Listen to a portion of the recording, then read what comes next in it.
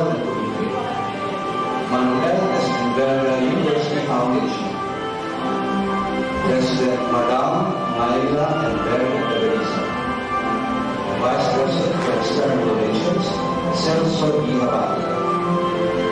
Lucena de Cagayan University, Cinnamon University.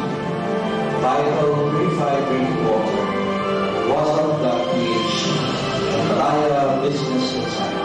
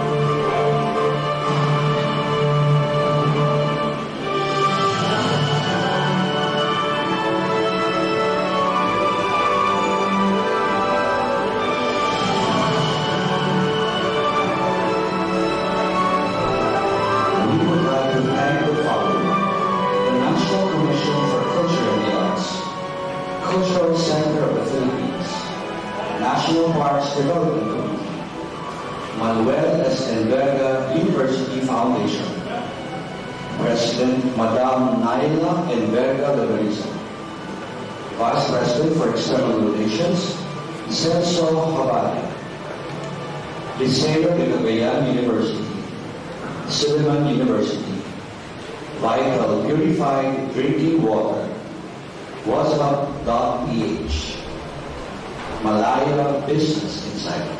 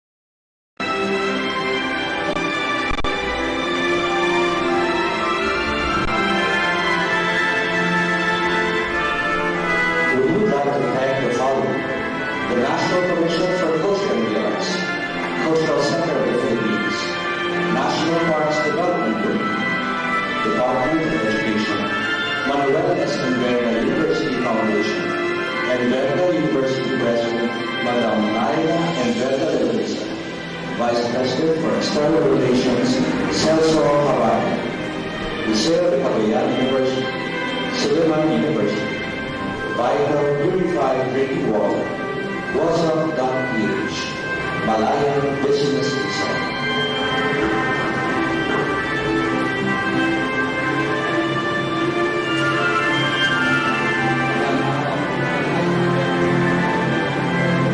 Please rise for the opening prayer, National Anthem, Calabarzon Hymn, Lucena City Hymn, and Manuel Enverga University Foundation Hymn.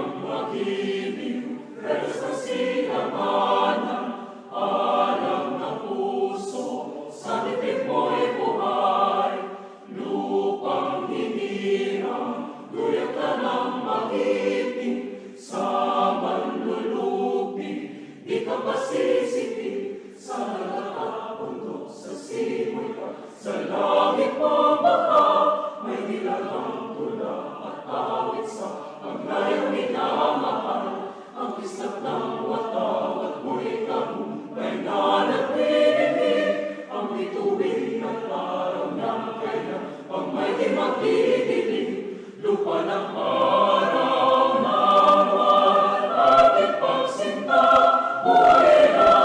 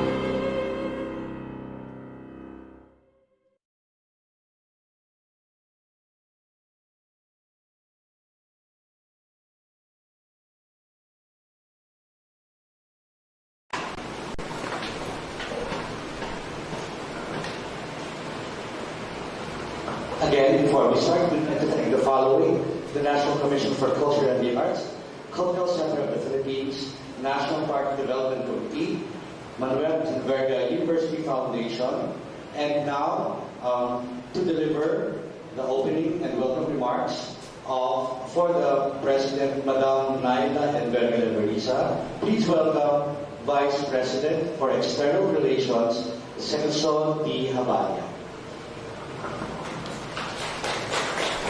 Thank you, Sir Ronan. To our distinguished guests and participants in the regional final for Southern Luzon, or regional semi-final, of the National Music Competition for Young Artists, or NAMCYA, a very pleasant morning and welcome to Enverga University. So we are here at the Basic Education Department of our very own Principal, Madam Reina Pascual, over there, who was so busy since yesterday or 2 days before, busy na siya. Thank you so much, ma'am, for sparing this building, a beautiful building, and of course, the entire Basic Education Department, particularly here at the Senior High School. And of course, those who are watching in the covered court. Enverga University is a private, non-stock, non-profit, non-sectarian, named after its founder, Attorney Manuel Enverga. The university has satellite campuses in Candelaria, San Antonio, Sampaloc, Catanawan, and Calauag, all situated in the 4 congressional districts here in Quezon Province. Believing that music stimulates the brain development of children, Enverga University established the Rosarian Center for Creative Education, or RCCE, for pupils and students who have a passion for music and the arts. It was dedicated to the wife of the founder, Rosario Lopez Enverga, a graduate of the Conservatory of Music and the piano czar, with whom the founder has beaten himself a violinist. Then a romance blossomed, and the rest is history. And so, it's been our pleasure to host, for the second time, the most prestigious annual music event in the country, the NAMCYA, which discovers young artists from all over the Philippines in the fields of choral singing, piano, rondalia, chamber music, family ensemble, and indigenous instruments. So on behalf of our Chairman of the Board, CEO, Wilfrido Lopez Enverga, and our President, COO, Madam Naila Enverga Lucena, and the more than 12,000 students, faculty, and employees of Enverga University, again, welcome. And enjoy your stay today and tomorrow. Thank you.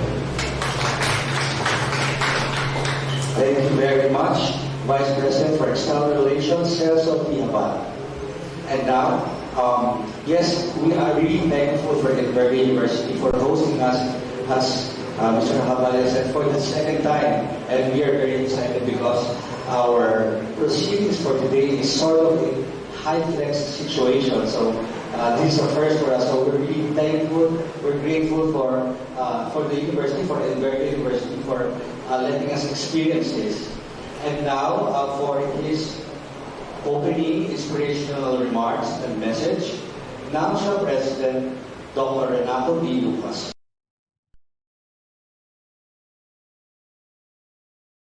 Na pagbati sa okasyon ng Southern Luzon NAMCYA Semifinals dito sa inyong kaaya-ayang pamantasan.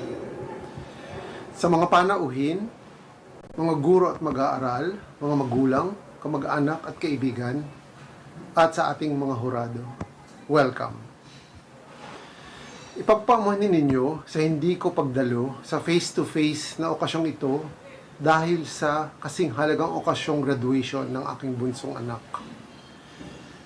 Wala akong nais kung hindi saluhan kayo sa muling pagbabalik ng tunog at tinig ng NAMCYA matapos ang kalunos-lunos na pandemya. Nakakataba ng puso dahil walang makakapigil sa tindi ng espiritu ng ating pagkatao na nakasaad sa ating musika. Naway, tuloy-tuloy na ang huni at himig. Nais kong lubos na pasalamatan ang Pangulo ng Manuel S. Enverga University Foundation, Ginang Naila Enverga Leveriza, 10 ng inyong kinatawan sa pagtanggap sa amin dito. Salamat ng DepEd na narito ngayon para maging ganap ang araw na ito. Muli, magandang umaga sa inyong lahat. Isang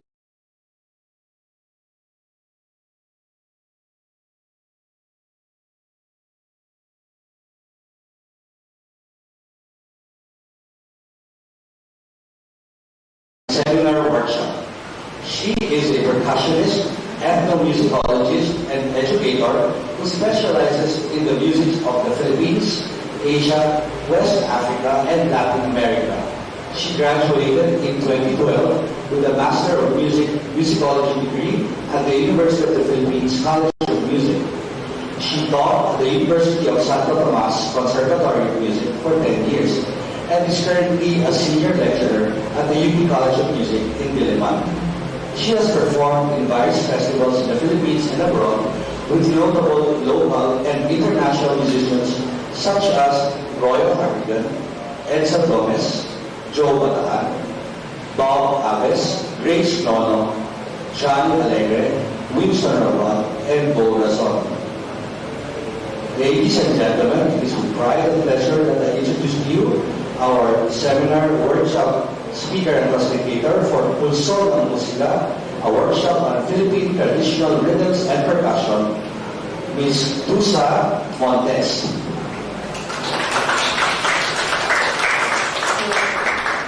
Maraming salamat po, Dr. Ronan, and magandang umaga sa inyong lahat. I'm Tusa Montes, and first of all, I really just want to thank everybody here at Manuel S. Enverga University. Napaka-ganda ng campus, very beautiful school, and echoing what Dr. Ferrer mentioned earlier, we appreciate everything that has been done for us so far. Keep looking after us. Thank you also to Assistant Principal Bardiana, I hope I pronounced that correctly, and she gave us a very lovely tour yesterday afternoon, and I must say this is really impressive what we are witnessing here and what we're experiencing. It is my first time to do this high-flex format. Ngayon ko lang din na-encounter yung salitang high-flex. So, just shout out sa 200 na katao na nasa covered court. I can't see you, but I hope I'll do my best to connect to you in some way, and I would also like to apologize. I'm also adjusting in this format that we have. So, kung ano mang konting sablay na magaganap, again, my apologies, and babawi na lang ako next time. So, anyway, this is going to be a very busy morning, and I understand you guys, my audience here, are in college, no? College students. May I ask kung ano yung majors nyo? Just shout it out. Anybody under arts and sciences, humanities, ano pong mga course nyo? Courses? Education? Ano? I'm sorry? Nursing. Anybody else from nursing? How about yung iba? Ano pong course nyo? Engineering. Wow, okay. I have, there's a lot of engineers in my family, so I can relate, you know, the sleepless nights and all of that. But it's a nursing. Ano pa? Ano pang mga course na nandito? Architecture, nice. Okay. Anybody sa fine arts? Wala. Education, sciences, biology, chem, computers. Anybody? Anybody to computers? I'm sorry? Oh, wow, okay. So, we are a very diverse group here, no? So, anybody here playing an instrument or who does music? Meron ba ditong marunong mag-piano? You play an instrument? Guitar. Great. So, who else? Sino pang gitarista? Or mahilig kumanta? Or mahilig makinig ng music? Anyone? I'm sorry? You were saying something? Oh, I thought you were. Sorry. I appreciate, by the way, na naka-mask kayo ngayon. And if you feel like you need some moments to take it off, it's fine. But I appreciate also like making this a safe space, especially for me, because ang inuwian ko may mga kasama akong senior citizens sa bahay. So anyway, but we will be taking a break naman din sometime later. So you can remove your masks also just to get some air. So, okay, so merong gitarista and anong mga musika na inyong madalas pakinggan or gusto pop songs, particular artists, just want to get a feel of the room. Ano mga hilig nyo? Ano mga gusto nyo pakinggan ngayon? Shout it out. Huwag kayo mahiya. Walang tama mali. You know, again, this is anything and everything. So please, don't hold back. Ngayon lang din tayo magsasama-sama. So, ano mga gusto nyo pakinggan ngayon? Anybody? Artists? Raise your hands. Gusto po ba yun sa inyo? You're familiar with their songs? So you like them? And wow, okay. Talagang walang kupas, no? And then, okay. Sino pa? Juan Carlos? You like these? These are really good stuff. Gary V? Are you still into that? So, may hindi kayo makinig ng musika? May hindi pa kayo kumanta? Hindi masyado. Okay. So, at meron mahilig mag-gitara. So, isa lang ba nag-gitara dito? Meron pa, you play guitar? So, usually, what music do you play? Rock? R&B? Wow! Like, sinong mga artists sa R&B? I'm sorry? Okay. Not very familiar, but that, I imagine that's really cool. I mean, I love a lot of R&B. How about you? If I may ask, what music do you usually play with your guitar? OPM. So, mga usual sikat na artists. Do you have your own songs? I would love to hear those at some point. So, anyway, I would just like to get a feel of the room, and thank you for sharing. Again, please huwag kayong mahiya. This is a really fun morning for me in the sense that at least I get to spend time with you and interact with students. To be honest with you, this is probably the first time in a long time that I'm going to be doing that. Nagsimula na rin ang pasukan sa UP, and actually nasa hybrid format pa rin kami. So, the first class that I'm going to be meeting on site will be in 2 weeks. So, anyway, ang seminar na to is in Philippine music, as mentioned earlier, and we'll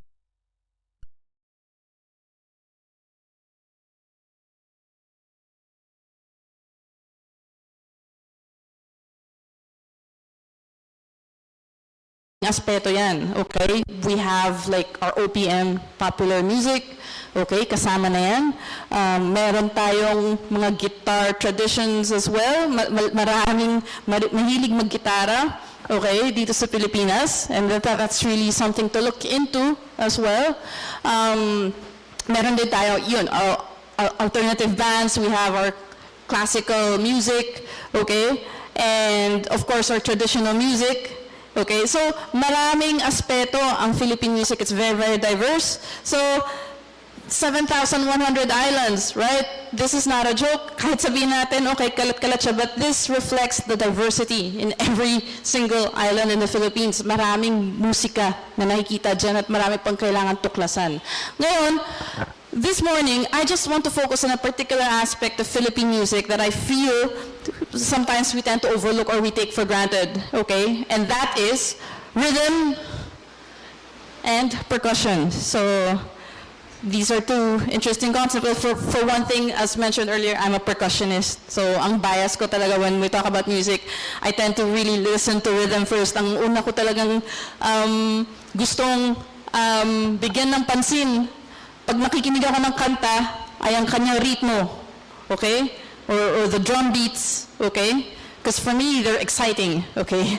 And they're dynamic. So, this is ito yung gagawin natin, tatalakayin this one specific thing, okay? Ang dami-daming pwedeng pag-usapan when we talk about Philippine music. If I were to invite Dr. Ferrer here to give a talk on Philippine music, I'm sure meron din siyang maraming sasabihin, and I'm sure you know, as a Filipino who loves music, you also have your own thoughts and perceptions about what Philippine music is, what it should be, and so yeah, ngayon, ang gusto ko lang talakayin ay itong mga ito, traditional rhythm and percussion ng Pilipinas. Okay? So, kumbaga, ito ay tungkol sa ating punso ng musika. Now, handouts are being provided right now. Kung nakita nyo, meron mga lines, okay, sa bawat slide, and I really, really encourage you to take notes because not everything that I'll say is on the slides, okay? You can doodle if you want, you know, just anything to get through the morning. I don't care what you write in there, but that's yours, okay? Now, dun sa mga 200 na katao in the covered court, if you want a copy of this, we can just leave a copy, I think, sa inyong school, sa teachers, and maybe they can just photocopy and provide you with this, no? Okay, so, but again, I encourage you to take notes, because note-taking definitely will help you, I believe, like absorb the things that we're gonna grasp today, some important concepts. All right, so, are we ready? Okay pa tayo? Okay, now, please don't be shy, okay? And I think just so I can hear you better, it might help later on na mag-mic rin kayo. Okay, I'll be asking a bunch of questions. I'll be asking you to do things, okay? And, yeah. Okay, so let's get on it. Next slide. Okay. Nag-exercise ba kayo? Anong mga exercise niyo usually? Cardio? Do you do boxing? Do you do sports? Does anybody here do swimming? Running? Actually, and walking? Walking is actually good exercise, right? So, siguro, simulan natin ito na mag-exercise na ng konti. Can we all stretch? Stretch lang. I want to see you do it. Stretch. Yay. Okay. And do some breathing. Just shake your hands. Okay. You're feeling good? Inhale. Exhale. Okay. Now, here's what I want you to do. Tanggalin ko na lang to. Oops. Okay. Do you see these? Okay. I want you to clap it. Goes something like this. Can you all clap it? 1, 2, 3, and. Okay, so let's do the clapping. 2, 3, and. Good. My disaster number 1. 1, 2, 3, and. Nice. Okay. Let me add to that. Okay, so dito nag-clap tayo. So when you see a round symbol, clap. How about pag nakita nyo itong mga X marks, hit the surface of your table. Does that work? Okay? So it would be sa lap.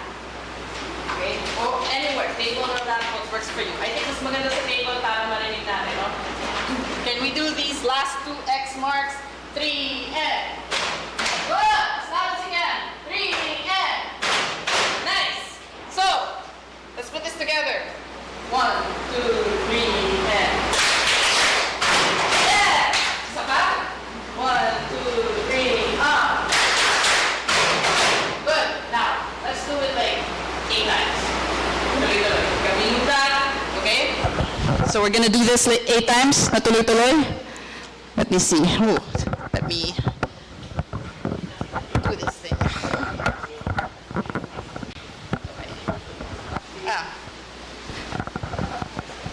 So, this is our basic rhythm.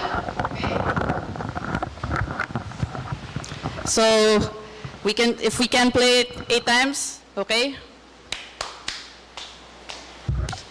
Ganon tayo, naka-loop tayo. Keep it steady. 1, 2, 3, yeah! Woo! Excited na! 5, 6, 7, 8.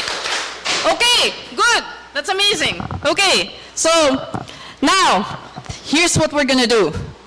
I'm gonna split this class into 2 groups. So, ito yung divide sa gitna, okay? Left and my side, right.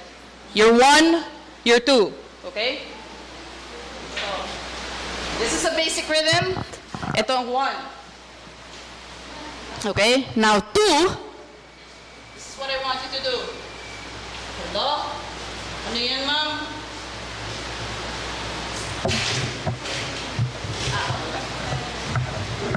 Saan ang ating magpura?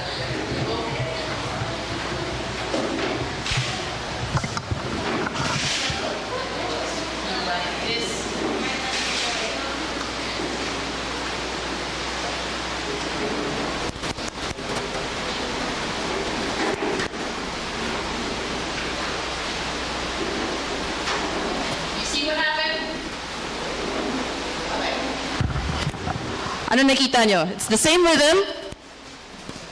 What's the difference? Saan papasok si 2? Sabay ba? No. Okay? So take note. Papasok kayo here. Okay? So, but let's not think about it for now. All you have to do is just try to follow me. Okay? So, I'm gonna start with 1. Isi-signal ko kayo. Oh, wow, welcome. Are you comfortable there? Okay. Hindi na po kasya sa baba? Okay. I hope you're comfortable there. Okay. Anyway, let's see how this goes. So, that means I can actually put a 3rd layer to this. So, ganito. Dalawa muna. Okay? So, you start. And then, just watch me. Sabayan nyo lang ako. Okay? Let's do it. 1, 2, 1, 2, 3, and steady. Good. Don't stop. Ready to?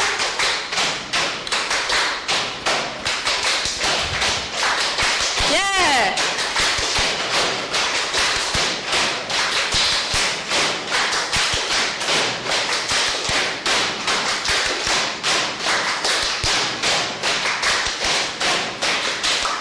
Good.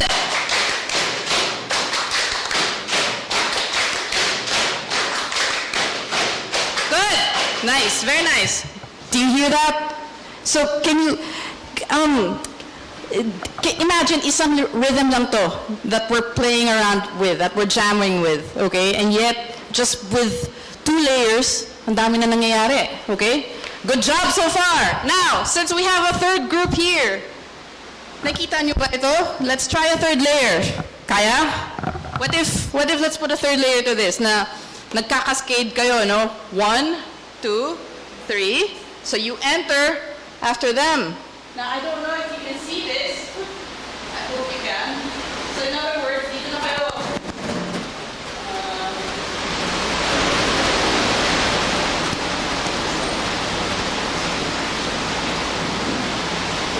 This is 3.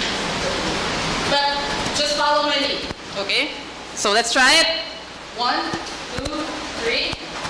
And play as loud as you can. Whatever energy you can muster this morning, okay? I mean, wow, this is really like very awesome that you are actually making the effort to be here on a Saturday morning. And again, much respect, okay? So let's do it. 1, 2, 3. I will cue you. I will so just follow my lead, okay? 1, 2. 1, 2, 3.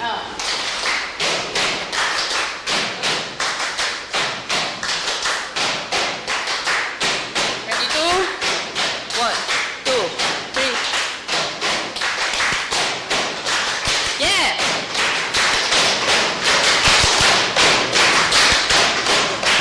Ready, 3.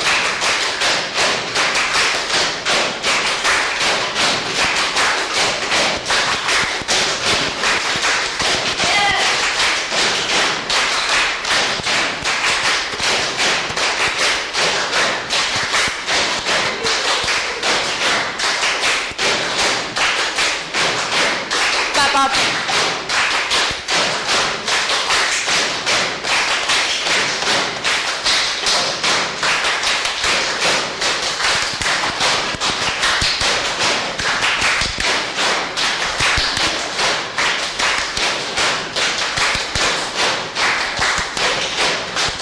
Fade out. Nice. Okay, let's give ourselves a big hand. Thank you. Good. Now, what are your thoughts? What just happened?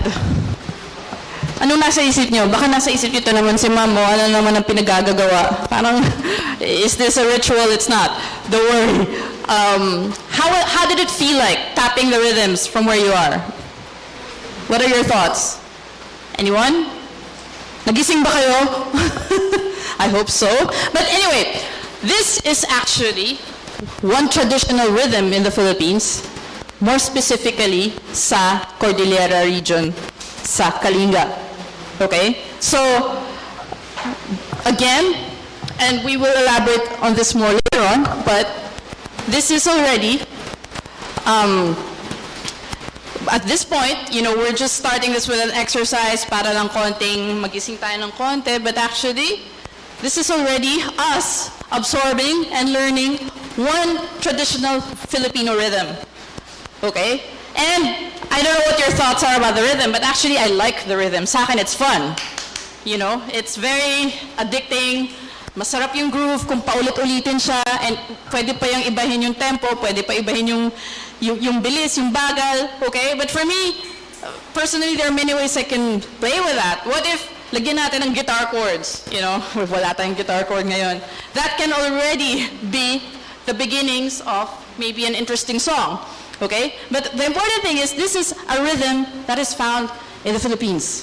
So imagine, wow, kung meron tayong ganyang pattern, okay, there must be more where this came from. Or maybe the Philippines, we do have a lot of rhythms. Yes. Okay, that's one of the things that I have, that I want to let sink in this morning's seminar. If we can go to the next slide. Okay? Well, rhythm is important. Can you all read aloud what it says on the slide?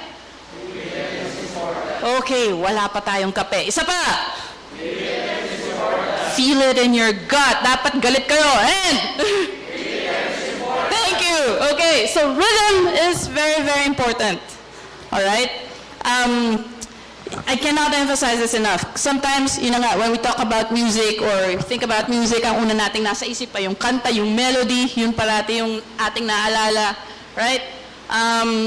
But people think, you know, the song is about the melody, the song is about the lyrics. Yes, that is also true. Pero one song, okay, there are many elements that make up a good song. There are elements that make up music. So I'm not sure if you guys are taking some music courses here.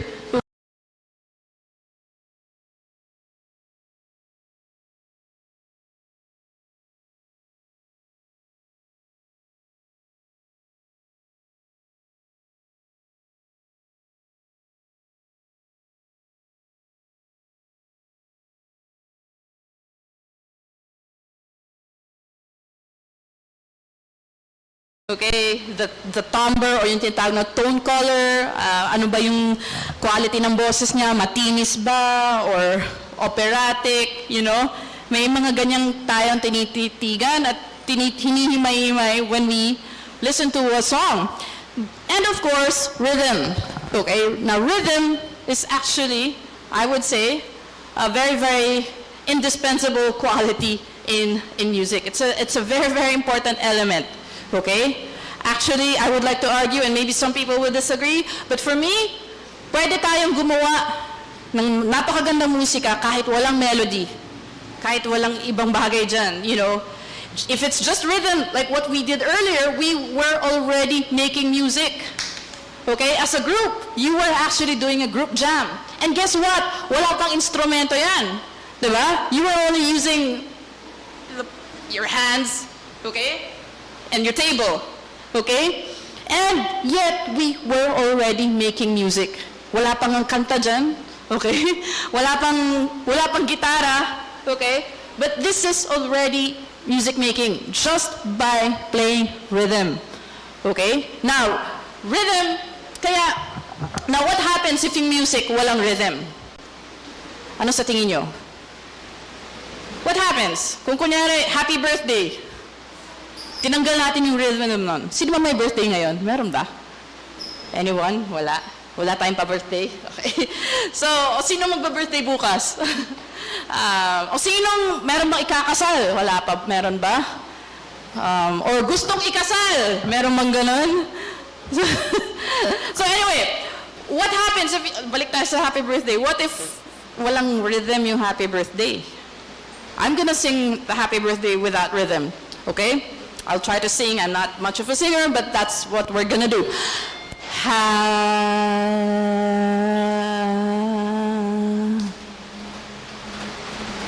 Okay.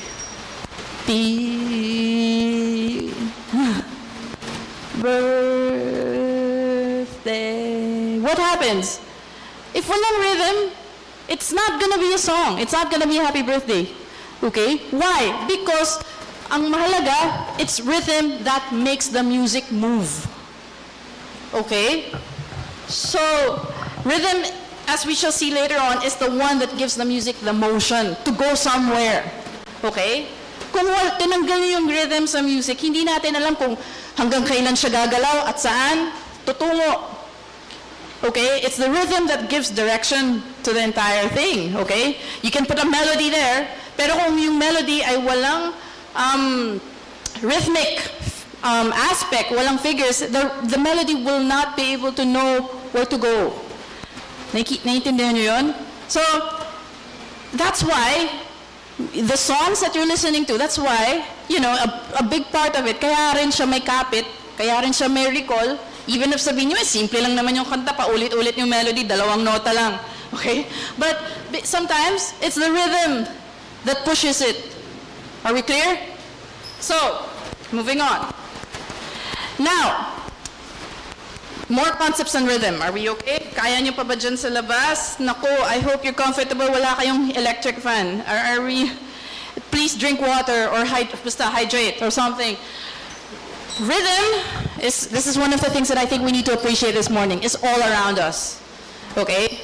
And this is important kasi nga, it's the way of the universe. Okay? It's why everything works. Okay? Kung walang rhythm, there will be chaos. Okay? From the simple traffic situation outside, okay?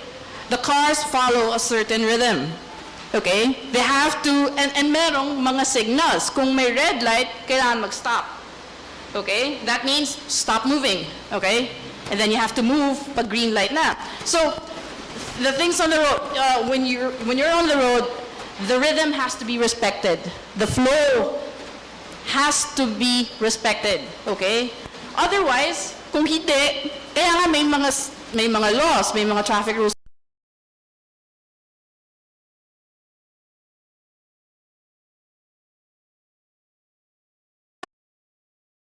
Is broken, okay? Magiging chaos yan. The same thing with us in our lives, the rhythm of our lives, okay? Sometimes it's really about respecting everybody's flow, okay? And I hope it doesn't sound so cliche, but this is really something to think about, okay? You are where you are, okay? So huwag kayong masyadong ma-impatient if you think, you know, I should be doing more. But why my classmate is achieving so many things? Why am I like this? It doesn't mean, okay, that you're less of a student or of a person than that classmate, okay? You are really just in your flow, okay? So rhythm is all around us, and the things are as they were, as they are, because of rhythm. The rhythm has to be respected. And I hope this is making sense. I hope this is something that you really can think about. Okay? Oh, sino nagba-basketball dito? Anyone? Plays basketball or have, yeah. So even dribbling, running on the court. I don't play basketball so much. But that takes a certain rhythm, right? You cannot just parang dribble in wild abandon. You have to keep the flow going. Okay? Yung mga exercise, we keep mentioning exercise this morning, you know, it follows a certain rhythm. Okay? Everything that we do, okay, there is a flow to these things, and we have to respect the flow. Okay? So this is one of the things that we have to discover, that really the way of the world is such that rhythm is all around us. Okay? And we just have to really be in tune with that, and in tune with yourself. Okay? The way a car moves, okay? The way you walk, that's rhythm, okay? And if yung walk mo is not steady, that means there could be something different. Either napilay ka, there's an accident. See? Just by looking at rhythm, you can explain the reason for a lot of things, okay? Even in swimming, okay? Yung mga little activities natin. So, I just cannot emphasize this enough. Rhythm is all around us. Next. And just as much as the rhythm is all around us, rhythm is also inside of us. Okay? That's why, if you're wondering, man, di ako marunong sumabay sa tempo eh. But pag sumasayaw ako, parang di ako makasabay sa music. It does not mean, okay, that you don't have rhythm. You do. We all do. Because, why? Lahat tayo ay may puso. And the heart, what happens? Anong ginagawa ng heart? Usually. What's the role of the heart? Umiibig lang ba? Well, okay, mahalaga yan. But what about like the heart that we have? What's that for? What does it do in the body? Pulse? Yeah. So may beat. And what happens if it stops beating? What happens? You're dead. Dead. Okay? So, in other words, rhythm is life. Okay? And, yun na nga, it's really up to us to connect with ourselves and to connect with our own rhythm. Okay? Just because one person is slow does not make him a bad person. We all have our own rhythmic cycles that we need to respect, our flow, as I've mentioned earlier. And, yun na nga, with our hearts, that means, lahat tayo, we have this thing constantly beating inside of us, and that keeps us alive. That's why we all have rhythm in our system. And if you think you're not so good in rhythm, I would like to say, well, I don't believe you. Okay? It's really just you discovering that part of yourself and opening up. And okay? By the way, if you have questions and thoughts, just raise your hand. Okay? Now, as I mentioned earlier, how do you actually define rhythm? And this is your Britannica dictionary definition, but I think it makes sense. It is the placement of sounds in time. Okay, so there's another important concept here, the concept of time. Okay, that's why mahalagang rhythm. Kasi with rhythm, we are already considering aspects of time. Okay, beginning and end, anong oras na ngayon, okay. And in music, it's measuring the time in the music, okay? And we will get into that later on. But as you can see, yun na nga, when we talk about rhythm, there's no way to ignore time. And again, time is a very, very important concept, not just in music, but in life, okay? And it's something that we will always consider, na parang, wow, 525,600 minutes, you know, you all know that song, okay? 24 hours in a day, and sometimes it feels that it's not enough. We measure things, okay? So rhythm is the thing that measures the time aspect in music, okay? I hope that makes sense. Are we clear? Next. And as I mentioned earlier, it is that musical element that makes the music move in forward motion. Again, if walang rhythm, walang movement, walang sayaw, walang galaw. Are we clear? So again, very, very important. Next. So we're considering things like, as I keep mentioning these words earlier, the flow, okay? Kunyari, when we talk about water, okay, even how the waves flow, there's rhythm there. Something that we have to appreciate in nature, okay? And I also keep mentioning the groove, okay? Ano ba yung groove na yan, diba? It's that steady feel when you listen to a music, okay? Bakit ba nakakaakit siya pakinggan? Like when we talk about hip-hop, for example, wala namang kanta yan eh. Hip-hop is really just, yapping words here and there, okay? But then there's rhythm and there's groove. And actually, hip-hop is not just about banging a steady beat, okay? Meron ding art to making true hip-hop music, okay? There's certain beats that you have to follow. There's a feel to it, okay? So even something, you may think, nah, hip-hop mababaw. Actually, it's not, okay? And so much of pop music these days, and I personally like hip-hop, actually, and R&B, so it works out, okay? So the groove is an important thing in music. If you're a drummer, what makes a good drummer? A good drummer is not so much yung kanyang mga flashy beats, yung kaya niya magpasikat na, oh sige, fire, okay? And then impressive, it's not about the skill. A good drummer is a good drummer because he provides the steady beat, okay? Yung steady groove ng isang kanta na paulit-ulit, okay? The same tempo, hindi siya nangangalay, at kaya pa niyang pasarapin yung groove, okay? So that's one of the things to keep in mind, if you're a drummer, if you want to get into something like this, learn the drums, okay? Sometimes it's not so always yung kailangan pasikat, maingay, okay? But it's about the steadiness of the rhythm, of the groove, of the flow, okay?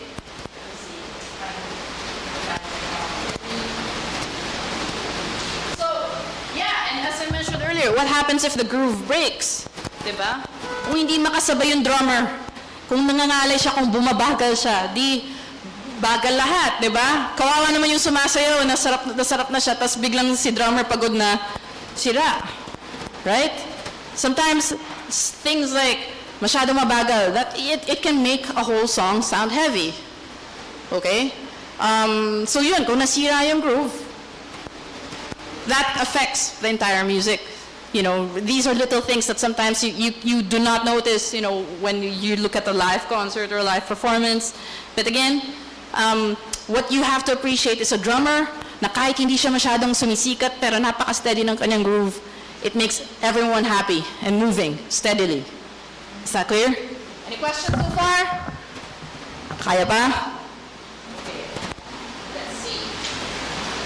And okay, next slide. Just making sure that I don't miss out. And when we talk about rhythm, these are some of the elements to consider. I mentioned some of them. So speed, bagal at bilis. Again, sometimes, ang dami natin mga ballads, diba? Like all of these slow love songs. And they're slow for a reason. Yung mga sentimental, Filipinos, we love these. Okay? Right? So, some kids, they find it boring. Siguro, man, sobrang bagal. But they're slow for a reason. So we have to respect that. And at the same time, meron ding mga kanta na maganda kung mabilis at masigla. So, this is a simple thing. Pero again, mahalaga siya to consider yung bagal at bilis. Tama ba siya? Angkop ba yung bilis niya sa kanta? Right? Or even, again, we're looking at the road. What if may isang kotse na sobrang bilis? Okay? Samantalang yung speed limit is only like, let's say, I don't know, 100 kph. Okay? But this truck exceeds more than that. Okay? Disaster.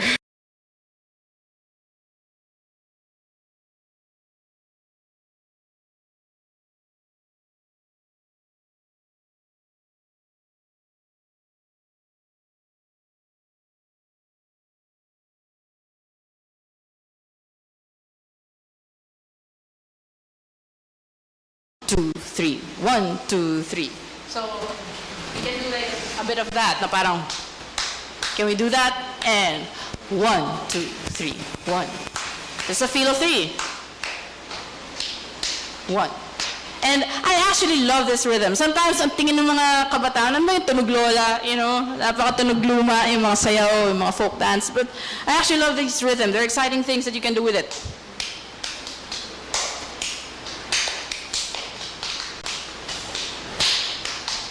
Okay, there's a lot of things there. And actually, ang dami rin sa ating mga folk, as I mentioned earlier, the folk dance, the folk songs, ang dami natin mga kanta in triple time, right?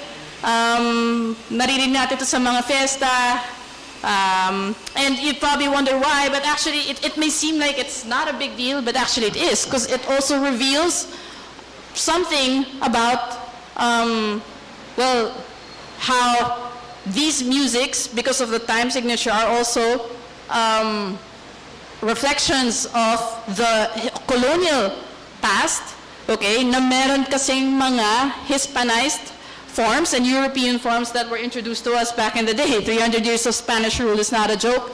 And you have these Western forms like yung mga valse or yung mga waltz, okay? And they found their way in our islands. So, naririnig din natin yan sa ating traditional music. Actually, I even recently asked a musicologist from Quezon, and I encourage you to invite her, si Professor Cynthia Afable. Okay, meron siyang mga inaral on Quezon traditional music. Yes, you do have them, okay? Unfortunately, I'm not an expert on that, but I think it's something that we also need to appreciate. At sabi niya, you know, I just asked her, ano ba usually mga musika dito? At yun na nga, marami sa mga kanta, like mga valse, okay, mga triple time music, as also reflected in most Tagalog regions. And from there, we can already expound, kasi yun na nga, may connection siya sa mga waltz, the European waltz that were brought here. Okay, and somehow, the Filipinos, we absorbed, you know, this thing. That's why ang dami natin mga kanta, mga sayaw, na nasa triple time. So, just with that, yung simpleng time signature lang, okay, that already says a lot. Or, if you remember, we started this morning with the national anthem, yung Lupang Hinirang. And you notice the conductor, okay, ano yung kumpas niya? It's actually in 2-4, which means down, up, very steady. And this is the correct way to do it, okay? So, that's something to keep in mind kasi akala ng ibang conductors, like the Lupang Hinirang is in 4-4. So, minsan dami nila nalo, yung magili, woo!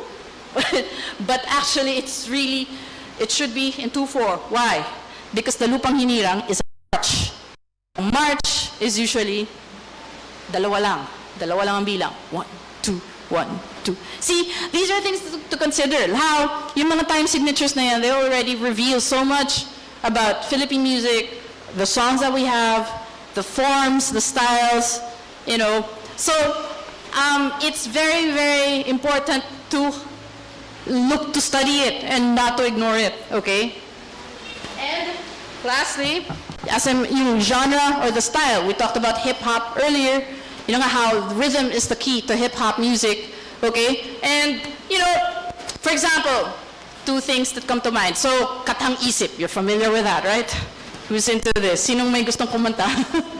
Okay, why is the song appealing?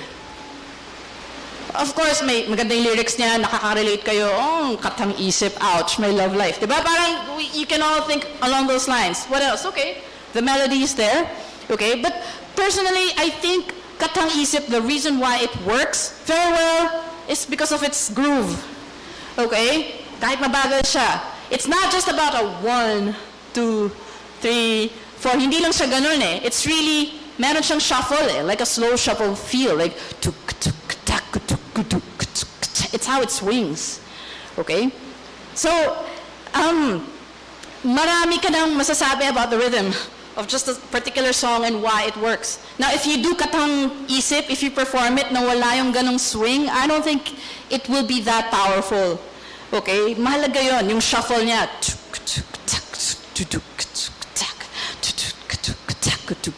And again, look, I'm just playing it with my mouth. Okay? So you can actually do katang isip na wala tayong ibang instrumento, but one person singing and somebody else doing some vocal percussion. Okay? So personally, that's why it's powerful. Like, okay, magandang lyrics, meron siyang melody, there's a hook, but I'd like to believe that the reason why that song works is because of that, yung kanyang shuffle, na slow and steady. People don't notice it. It's a nuanced quality. But the fact is, it's there, and it makes a whole world of difference. Kesa naman simpleng tug, pak, tug, pak. Hindi lang siya ganun. There's a three-dimension layer to it. Tug, tak, tug, tug, tug, tug. Does that make sense? Okay, so it's those inner workings in the rhythm. Okay, so that's why as a percussionist, those are the things that I have to study. Hindi lang yung parang the literal tuk, tak, but the inner workings of it. Ang daming ways of articulating rhythm, but ang importante doon yung inner groove na hindi masyadong naririnig. Okay? Are we still okay? Now, and another example. Okay? Okay, are you familiar with the kundiman? Kundiman. What is a kundiman? Anyone? Pag sinabi kundiman, what comes to mind? Love songs? Anong mga kantang nasa isip niyo pag sinabing kundiman? Anybody from kaya niyo pa ba? Parang init na init kayo dyan eh. Naku, wala bang iwata? Okay, so pag sinabing kundiman, what are these usually? I don't know what your impressions are, but for me, growing up, my impression of a kundiman, yung mga lumang kanta tungkol sa pag-ibig. Basta yun na yun. Okay? But actually, if we are to be strict about it, there are certain qualities that make a kundiman. Hindi lang siya basta love song. So for example, Saan Ka Man Naroroon is not strictly a love song. A kundiman, it is a love song, but it's not a kundiman. Dahil sa'yo, some people think, kundiman yan. It's not. Okay? Ang isang important qualification for a song to be kundiman is dapat it's in triple time. O yun pa lang, marami na tayong love song na matatanggal dyan. It has to be in a slow, triple time feel. And it's amazing how, just by looking at the rhythmic aspect, you can also define ano yung genre, ano yung style niya. A kundiman has to be in triple time. So ano example niyan? Mutya ng Pasig. Okay? And of course, there are other qualities. It has to be like, meron siyang follow na form and structure, but this is something to keep in mind. Okay, and I'm sure Professor Ronan Ferrer, I don't know where he is now, he's an excellent tenor. He can really tell you more about it, our vocal traditions here in the Philippines. He's an expert on this, and that can be for another seminar or workshop. But one thing I can say is, I just want to emphasize, for this morning is, the rhythm can define a particular style, especially here in the Philippines. Okay, a rhythm, okay, can shape its musical identity. Okay, and that's where we're headed actually in this talk. So now, when we talk about rhythm, of course, kasama dyan ang percussion and drums.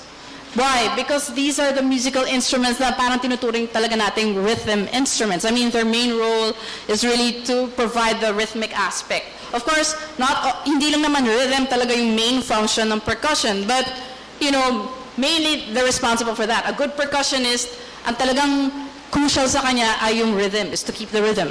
Okay? So, next slide, please. So, if we're to be very scientific about it, ang tawag sa mga percussion instrument, they can be classified as idiophones or membranophones. Okay? Maraming classification ng musical instrument. Meron yung mga chordophone, guitar, aerophone, winds. Okay? Now, pag sinabing idiophone, okay, these are any percussion instrument that is struck. So,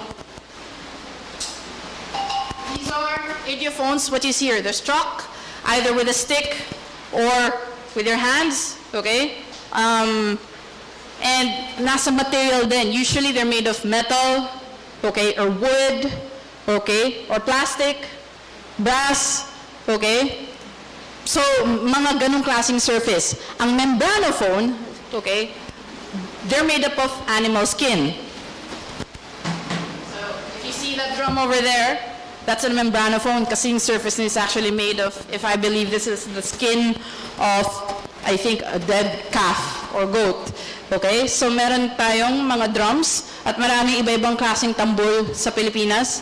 Okay? This is a drum from Mindanao. Okay? And importante yun. We examine these things. What are the materials in a particular instrument? Okay? And other things to consider. Okay? Like yung design, for example, of the drum. Okay? And yeah, for example, that particular drum, kung napapansin nyo, meron siyang distinct shape, okay? Goblet, actually. And if you look at it, meron siyang mga carvings, which suggest from its design that this is from Maranao kasi may tawag din sa carvings yan. Those are Maranao carvings called okir. Okay? So, just looking at an instrument already tells a story. And these are the things that we have to be particular about. Kunyari, here, you see a gong. Okay? A row of gongs. Hindi ibig sabihin na lahat ng gong ay pare-pareho, as we shall see later on. We examine the shape and the design, and again, there's so much to be revealed just by looking at an instrument. So, it's not something that we can take for granted. Okay? Next.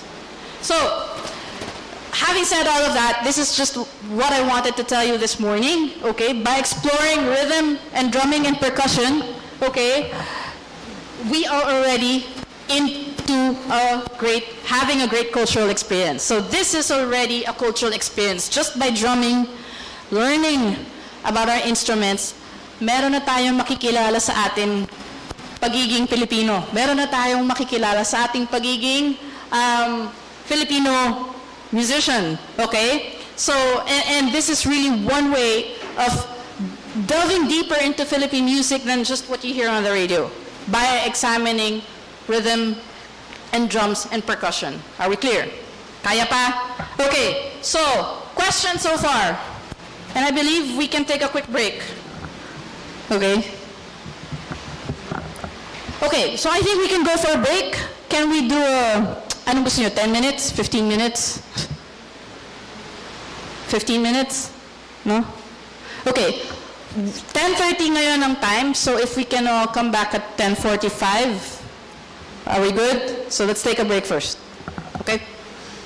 So before we get into the next part na mas jamming. Okay. So see you guys in a bit.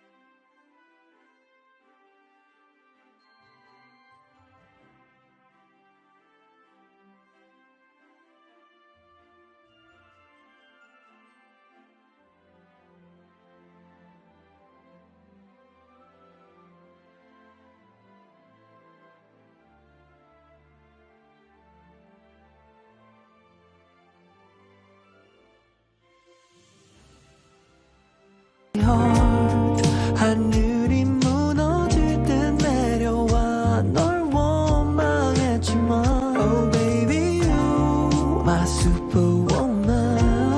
You save me from the fall as we catch the sunrise. You're so beautiful, girl. 그대 눈을 바라볼 때 내가 모르는 걸 이제 믿을 수가 있어야. You're so wonderful, girl. 작은 손짓 하나야 그대 원하는 걸 모두 줄 수 있어. My superwoman, yeah. Superwoman, you took my heart. I'm in the city and I'm waiting for you. Everybody seems to know that I'm in love with you, girl.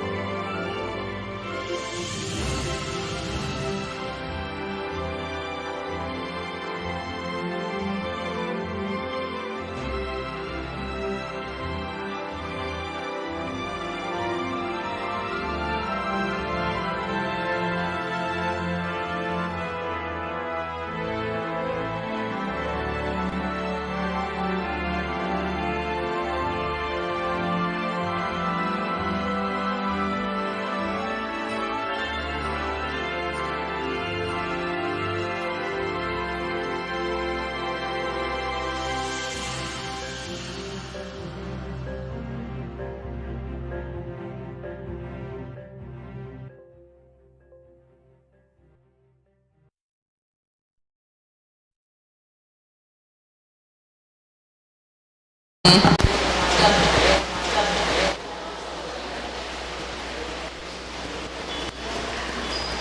wonder if, do we have extra handouts? Do we have extra para sa kanila? handouts para sa Wala kanila? na, no? Wala na, no? Yeah, we're sorry about that. We're sorry about that.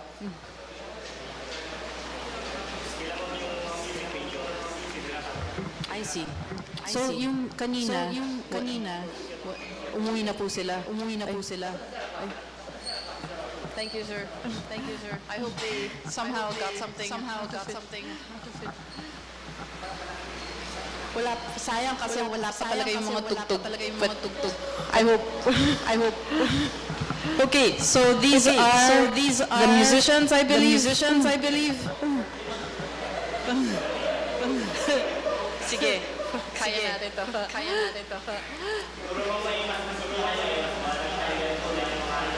Wow. Kamusta sa baba? Is everybody back? Oh, nice. Sayang kasi we do have handouts, pero I believe there were only 20 copies na ginawa. So, mag-iiwan na lang kami. Or we can send sa email, no? We will just coordinate with the team. Yeah. So should I continue or okay na po ba sa baba? Or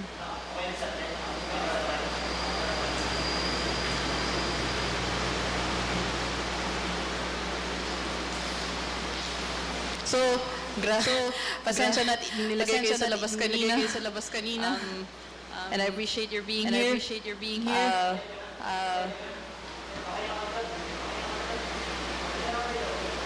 We can start. Pwede na.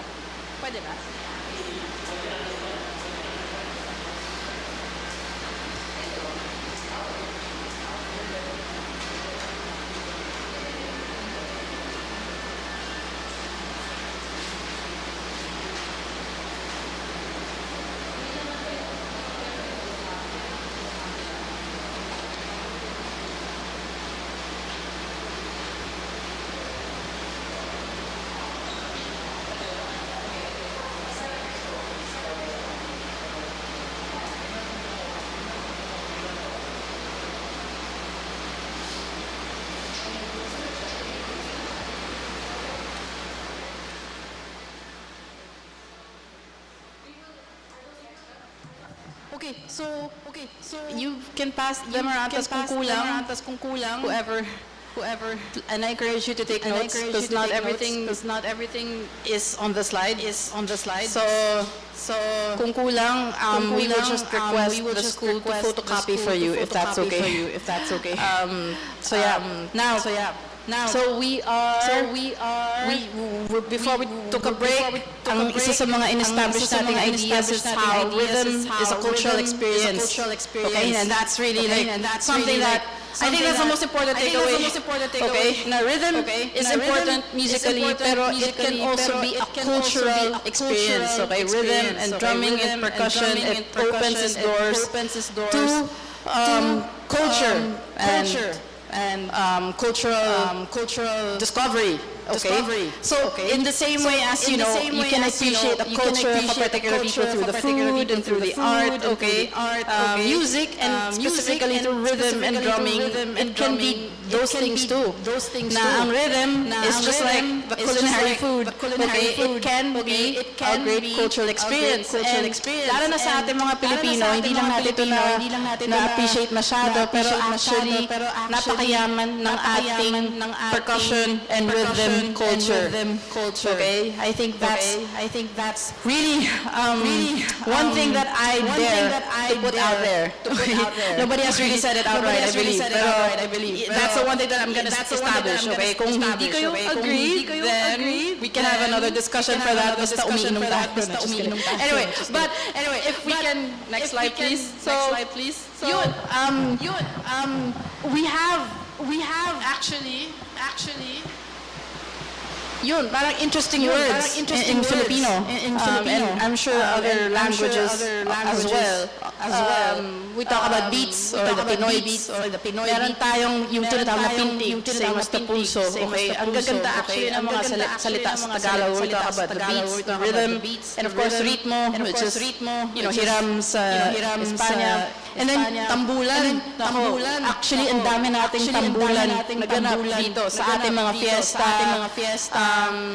competitions. We have our ati-atihan. We have a drum culture. Okay? And not only a drum culture, pero percussion instruments. We have a wealth of it. Okay? And we may think, so what? Okay? Pero hindi rin lahat ng bansa ay ganun ang yaman sa drum, sa tambol, sa ritmo. Okay? Other cultures, they have other things. They have other cultural markers. But I would like to think that here in the Philippines, yung ritmo, yung drum, okay? This is an important cultural marker for us as well that we have to really consider more and look into. Okay? Yes, we love singing, but we also love drumming. Okay? We have our own beats. And we have our rhythms. So, ang next slide, yun na yung sinabi ko earlier, we have a strong tambulan culture. It's in our fiestas. Ang dami kong kilala na mahilig magtambol, na gumagawa ng sarili ng tambol. And yung nakita ng drum na ito, this is not even the best representation of Filipino drums all over the Philippines. Marami pang mas malalaki, may iba-ibang klaseng hugis, meron mga double-headed, meron sa Manobo, meron mga iba-ibang tambol. May nakita rin akong tambol sa Boracay. Okay? And again, we just have this. Okay? Meron din tayong parang mga hiram na drums na gawa sa mga lalagyanan ng tubig. At ginagamit ito sa ating mga fiesta. Okay? And we also have our own distinct beats. You know, meron yung dinagyan. And sa Kadayawan Festival, I believe, when there's a fiesta, madalas merong tambulan na nagaganap. Okay? So, yeah, next slide please.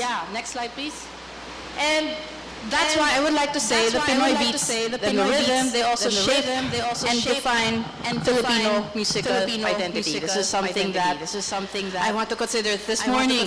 Okay? Yung ating musical identity as Filipinos ay nakikita sa ating mga tambol, mga percussion instrument, at ating mga rhythm or mga rhythms. Okay? Next. So, having said that,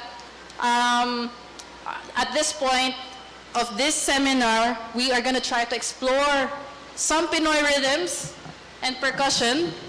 And this helps us get to know not just who we are as individual musicians, kasi yun we're discovering our rhythmic flow here, but as a people, okay, our cultural identity, there's a lot in rhythm that reveals culturally something, okay, about the Filipinos, okay? So, ang dami-dami nating ritmo. We don't have time to cover everything. Next slide, please. So, we will just try some of them this morning. We have, I guess, about an hour to do that. So, earlier, we started the morning with a bit of Cordillera rhythm that we did some exercise there, and we're gonna explore more of that, no? Okay. So, this morning, ang focus talaga natin will be some rhythms sa Cordillera, and we started with this, yung ating, kung naalala nyo pa, okay? This is a really cool rhythm, I think. And to think, ito yung musika ng mga katutubo, hindi ito bago, pero nandiyan siya, it has existed, okay? And later on, we will do some rhythms on Kulintang, Mindanao, as you can see here. So, okay. So, but first, nakita nyo, pansin nyo dito, merong mga iba pang gamit na dala. Okay? So, sisimula tayo sa Kalinga. Saan bang Kalinga? Cordillera? Okay? North? Actually, yeah. So, at dun sa Kalinga, nakita natin, meron silang mga iba-ibang percussion instruments as well. Okay? Actually, mayaman talaga. And they are made mostly of bamboo. Okay? And they also have their own gongs. Next slide, please. So, I'm gonna show you some of them.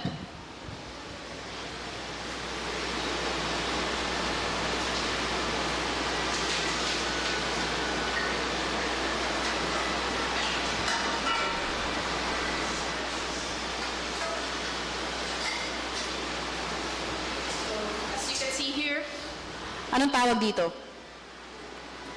This is a gong, yes. More specifically, ang tawag dito ay gangsa. Pakisigaw! Yun! I love this group. Okay, so yung gangsa, okay, this is a Kalinga flat gong instrument. Why is it flat? Why is it flat? Kasi wala siyang knob. As you can see, ito yung kulintang gong, meron siyang knob. This one is flat. See?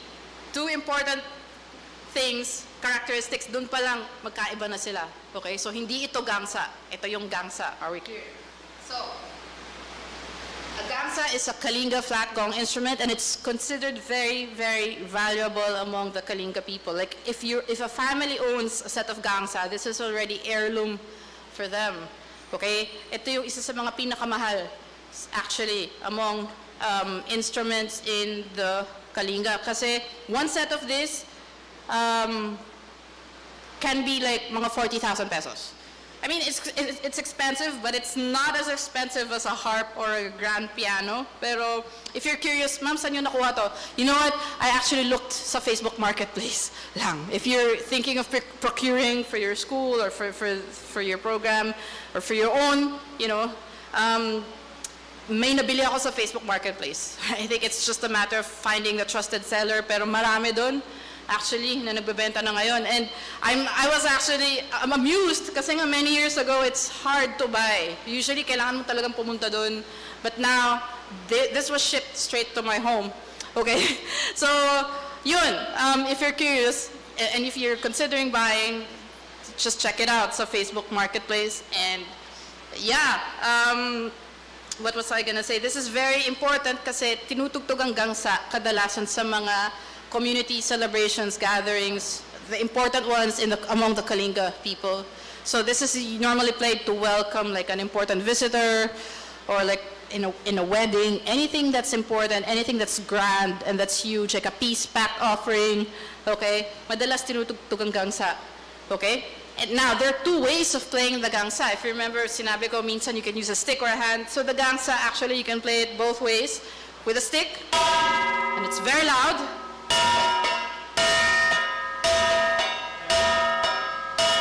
Okay? And you can also play it using your hands. So, pagka sa stick, ang tawag ay palook. P-A-L-O-O-K. Palook.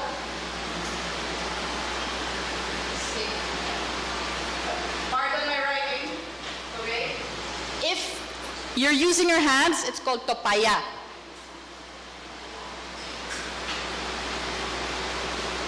Topaya. Okay? So, stick. Or, pwede rin sa kamay.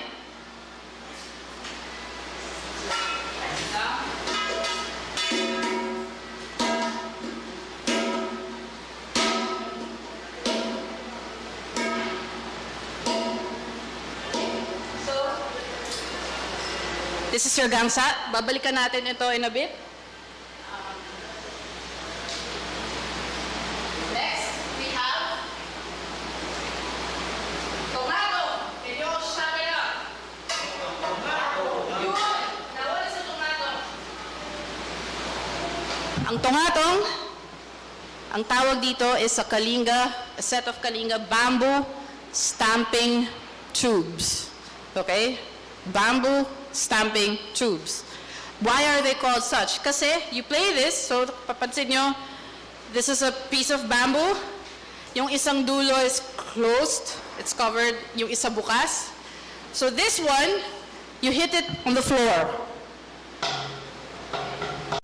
So I'm gonna move another mic on the floor. Pakitanggal na lang po. Yeah. Thank you. And again, I apologize for all these technical nuances that we're experiencing. I'm also adjusting with a hybrid high flex situation, but I appreciate this and excited about it as well. So, tungatong, ganito po siya.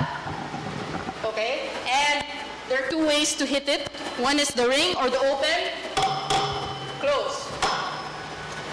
Open, close. Open, close. Now, remember the rhythm we did this morning? Okay? We can actually play that in the tungatong. Okay? So, yung nagsisimula siya where yung mga bilog is your open, and then XX. Okay? So, ang tawag sa rhythm na to, I mean, if you really want to go into detail about it, but it's not, it's okay if you don't memorize it. Ang tawag ay ninaneng. N-I-N-A-N-E-N-G. Ninaneng. Okay? That's the name of this rhythm.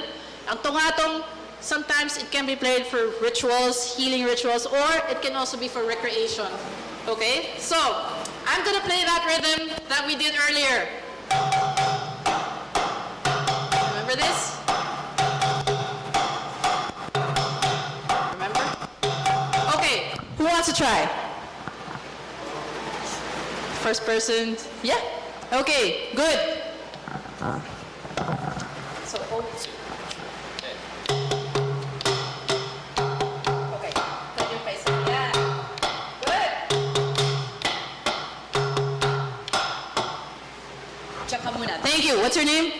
Rex na lang po. Rex. Yes. Thank you. That's excellent. So, let's try what we did earlier on the chair. This time, we're actually gonna do it sa tungatong, yung iba-ibang layers, no? So, who wants to do the second part? Who wants to do this? You wanna try it? Okay. So, if you remember, kanina, nag-iiba-iba yung pasok, no? It's the same rhythm, pero entering at different points in time makes it more interesting. Okay? So imagine, this is really fun stuff for me. I mean, I'm geeking out on it. Like, wow, the same rhythm, but there's so many things you can do with it. Okay? So, I will cue you, don't worry. So, let's try it. Silang dalawa. Are we good? You want to give them a big hand first? Yeah. Okay, 1, 2, 1, 2, 3. Good. Nice.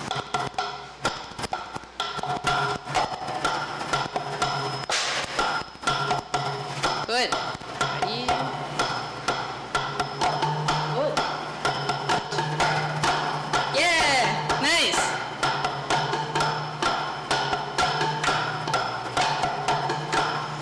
Can you hear that? Ganda, no?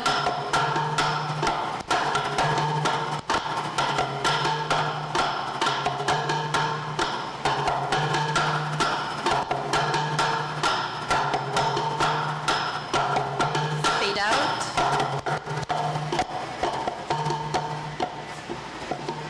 Good. What's your name? So Rex? Jaffe? Japheth. Nice. Good. That sounded good. Don't you think? Dalawa lang yun. And yet, yung pakiramdam na parang ang dami nang nangyayari. Now, how about we add a third one? Are we cool with this? Who wants to do the third one? Ang bilis magtawag ah. I like this. Who wants to do a third one? Yeah.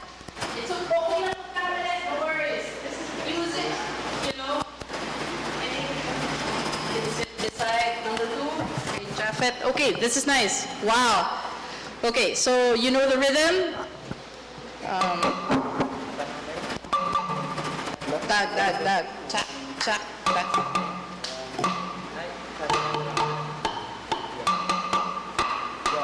Yeah, got it? So, i-cue ko na lang yung pasok mo. Okay? So, again, we're just adding another layer. Gusto mo ng palakpak? Then, palakpakan natin siya. Okay. This is awesome. Okay, so let's start with 1. 1, anytime. Ikaw yung leader. 1, 2, 3, and.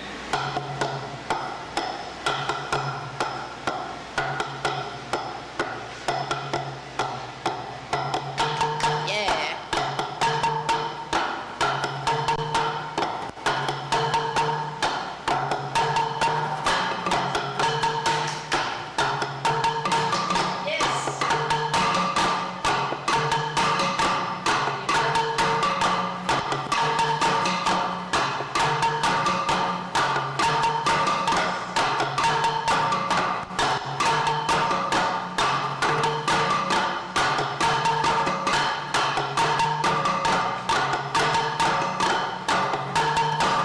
good. It's okay, it's okay. Continue lang. Da da da da da. 1, 2. I'll try to add a fourth.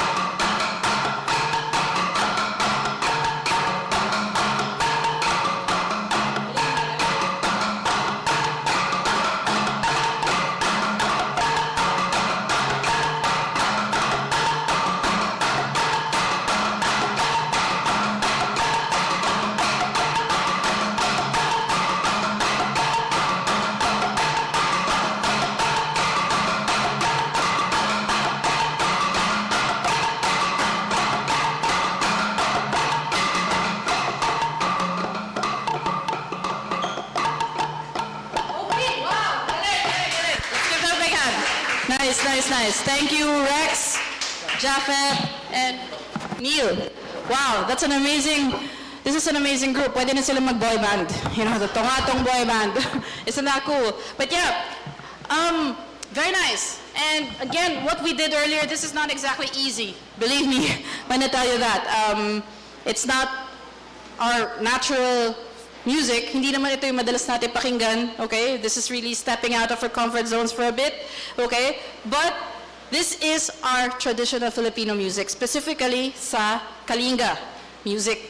Now, what are your thoughts? Anong napapansin nyo as a player, as a listener?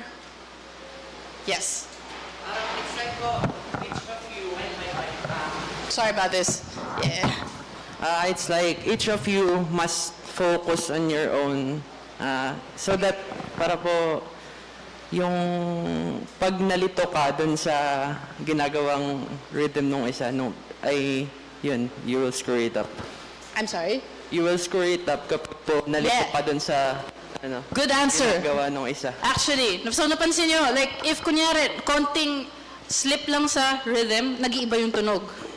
Okay? You see how, ang importante with everyone playing at the right parts, at the right point in time, ang importante doon is the overall music that is produced.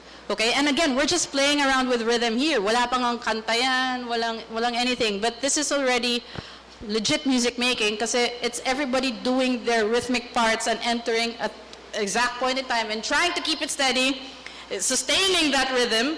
Okay? Kasi nga, kung may konting wala, masisira yung overall sound. It affects everyone. You see how, if we're gonna look at the bigger picture, okay, how about describing a village, a community, diba? Paano, yun eh, what if may isang tao who's not doing his job? May isang tao na palpak yung kanyang ginagawa or is going through something, okay, at walang sumasalo sa kanya. So, this is one important lesson I think that I appreciate in Cordillera Kalinga ensembling. How yung community vibe niya, the sense of community, okay? The communal aspect is very, very important in the music making, okay? And I think this is one of the things na parang, if you really wanna, I don't know, inculcate in your students in the future, if you're educators, like the value of teamwork. Okay, this is really one important example. Now, musically, anong narinig nyo? Musically, how was it to you? Is there a melody na lumabas? Did you hear it?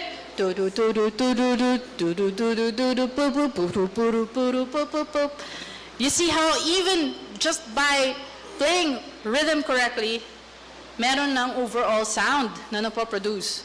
Okay? At yun yung importante doon, the overall sound or the overall melody. Kahit sabihin mo, simple lang siya. But it's there. There's melody. Okay? And it's happening because of the rhythm that is played in specific points in time. Okay? So, this is an important feature sa Cordillera. Okay? ang tawag ay interlocking technique. Okay? This is very, very fascinating. Kumbaga, in other musical cultures, meron din yung mga ibang traditions in Africa. They also have their own concept of interlocking technique. But here in the Philippines, we have our own too. Okay? Sa Kalinga, ito yun, yung interlocking technique. And what do you actually mean by this? It's, yun na nga, how the rhythms, you know, they're played in different points in time. Okay? But when they're played and they're executed carefully, yung important doon yung resultant melody. The overall effect. So that's what interlocking is, okay? It's a method of playing music, okay? And playing rhythm. Are we clear? So, this is one example, and there are other rhythms actually. Hindi ko na maalala. What is the next slide? Yung buzzer, no? So, anong tawag dito? Tongatong. Okay, very, very important. Next, okay, ay yung bamboo buzzer called bungkaka. This is the one, yung bungkaka. Okay? And it's a Kalinga bamboo buzzer. Why is it called a buzzer? Because yan ang kanyang tunog. Okay? And this is a quill-shaped tube. Meron siyang slit in between, may hati siya. Okay? And this one can help control the sound. There's also a hole, okay, to help adjust the tone. When you close the tone, ito yung tunog niya, and you open it. Well, hindi masyadong kita dito, but, you know, supposedly, nag-iiba rin yung tunog. Okay? Now, what's cool about this instrument is the sound that it produces. I tell you, whenever I show this to some people abroad, they're so impressed by it. There's no electronic effects, walang cable, no amplification. It's all just fine craftsmanship, and this is made of bamboo, okay? And yet, it is able to produce this kind of sound.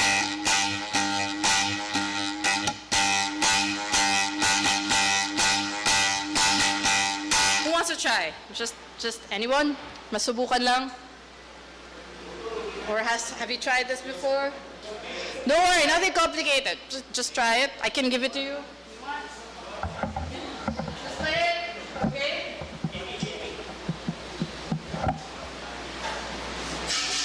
Iba rin ang pitch, see? Okay?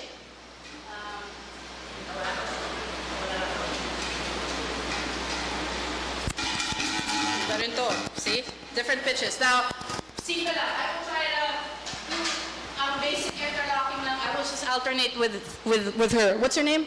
May po. May. May? Hello, May. Okay, so just play a steady beat. Alternate the close and the open. Good. And then try to, with your thumb, close, open, close, open. Yan. No worries. Relax. Yan. So you just play on your palm.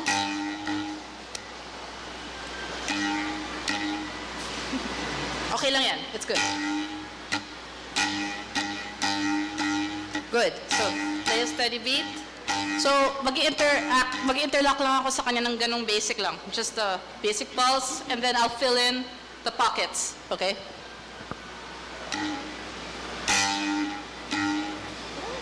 First, 1, 2, 3, and good.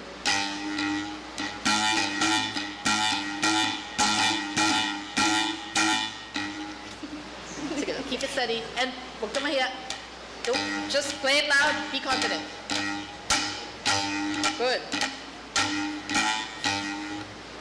And then, hihiwalay ako sa'yo, ha? Don't be surprised. Good. Just hear that?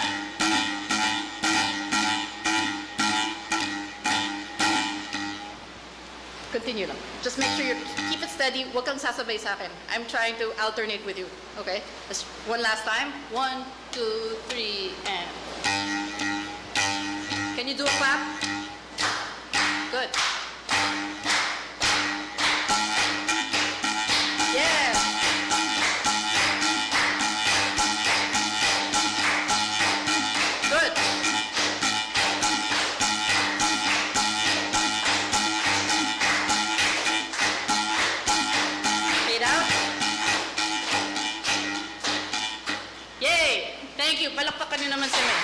Good job. Good, good. That's really good. So, ideally, we can also have more layers for this instrument. And ang tanong ko sa inyo, tuwing kailan ito tinutugtog? Who can give a good guess? I can actually play this while walking. I can go down to the covered court. Pero nakakapagod yata yun, power walk, no? So, tuwing kailan kaya ito tinutugtog? No. But it's a good guess. Yes. Somebody was saying something? Yeah. No.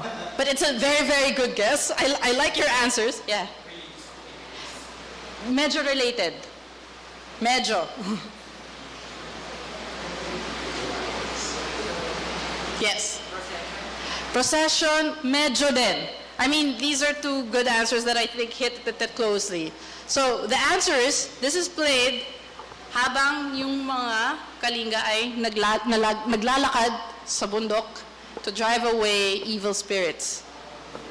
Okay? So, very specific, no? And yeah, your answers are all actually pretty close. So, this is used to drive away any moo-moo.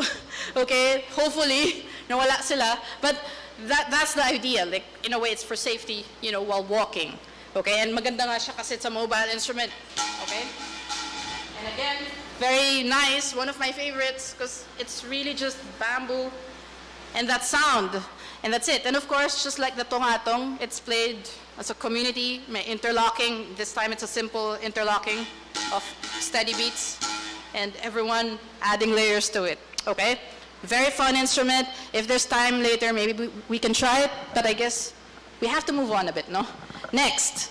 Okay, so as I mentioned earlier, when we talk about Kalinga ensemble instruments, yung feature dito, yung interlocking.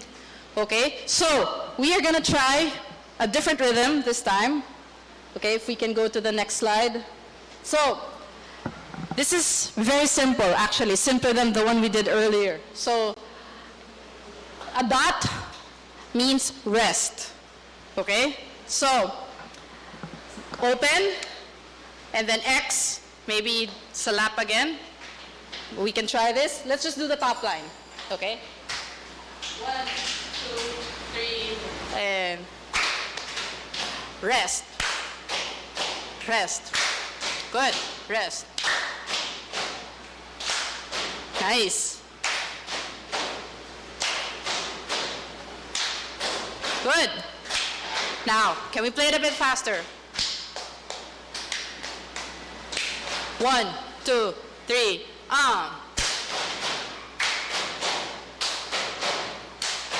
Good. Okay, nice. So, how about we do something quite different? Siguro, let's choose a syllable. Ba, baby, bobu. Ba? Or anong gusto nyo? Ba? So, gawin lang natin ba, ba, ba. Ba, ba, ba. Are we good with this? Let's use our mouths this time. Ba. So yung mga O, loud, the X, softer ba. Okay? Ba, ba, ba. Ba, ba, ba. So, can we all do that sabay-sabay muna? 1, 2, 3, Nice. Good. Okay? So, ano napapansin nyo dito?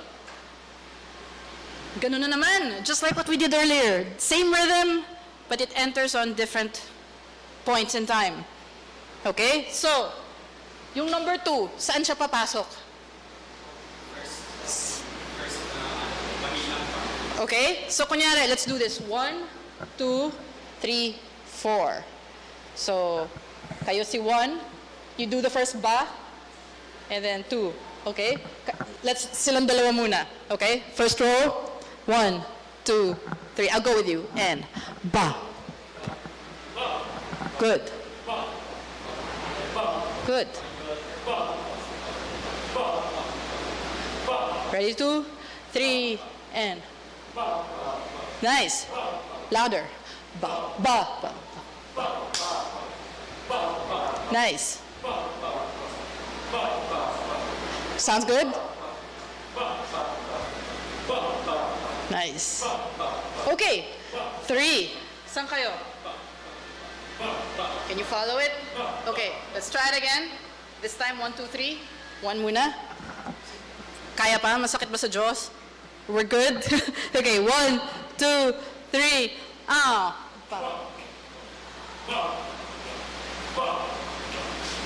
Ready to move? Good.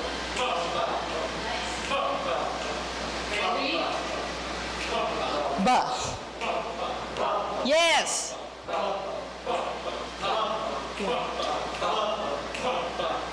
Very good. Beautiful.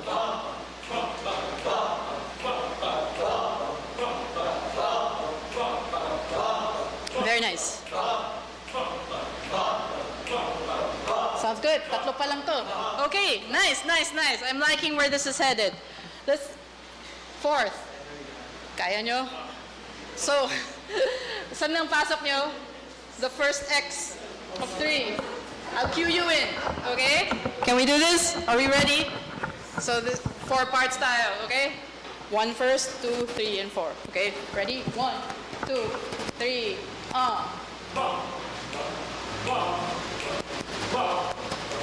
Good. Nice. Ready, 3? Yes. I love this. May tono na siya. Good. Ready, 4? I'll cue you in.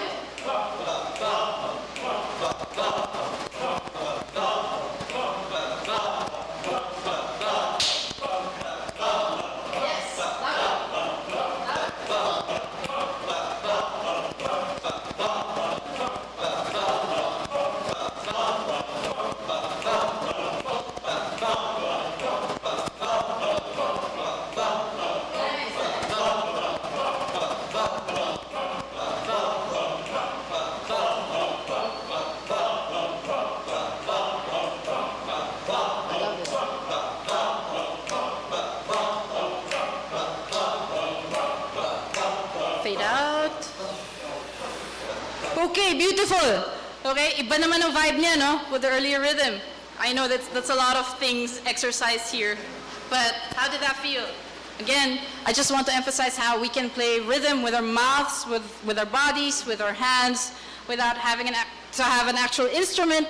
And I guess what my point here is we can study these traditional musics kahit na wala kayo nung actual instrument. You can still familiarize yourself with the music, you know, whether or not nandyan yung mga gamit. See? And you have already learned today 2 traditional Kalinga rhythm. Okay? And without even using the instruments first. Okay? So I really want to encourage you to really get on this journey of discovering Philippine music, discovering Philippine rhythm, even if you're not an actual drummer or you don't have that instrument at home. Because there are many ways of doing that. And eventually, of course, kung merong instrumento, edi mas maganda. But, you know, I want to present this idea that hindi actually excuse na, okay, ang hirap mag-aral ng traditional music, mami, kasi wala tayong instrumento. There are many ways to work around that. So, I think this is really about wanting it, you know, discovering Philippine music because we want it. I mean, if it's easy to study Western music and popular music, traditional music should be easy as well. Lalo na ngayon, where everything is available on Facebook Marketplace, okay? Even this one, okay? It's just finding a trusted seller, but I actually marami nang nagbebenta nito. Now, let's use this rhythm. Balik tayo sa gangsa. Okay, if I play this on the gangsa, O will be the open, it's really loud. X will be like the mute. Okay?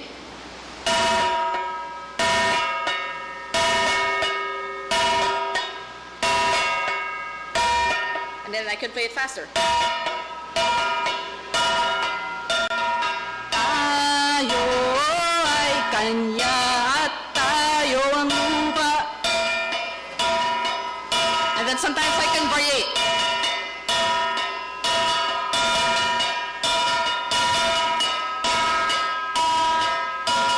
Okay? Who wants to try? Yes. Nauna. What's your name? Razel? Okay. It's quite heavy. And this is, sige nga, ikaw muna. You're gonna be the leader of the Gansa band again. Ready? Sure. Anytime. Open, kahit mabagal. Good. Keep it steady.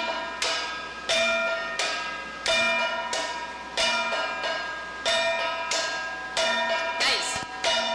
Now, who wants to do number 2? Who wants to do the next one?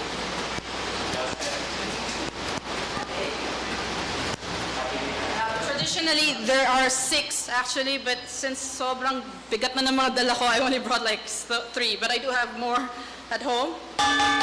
Iba na ng pitch. See? It's higher. Who wants to do 2? Okay. You again. Nice. Okay, kayong dalawa ulit. So, can you play the rhythm first? Good. Good. So, you start it, and then I'll cue you in. All right? 1, 2, 3.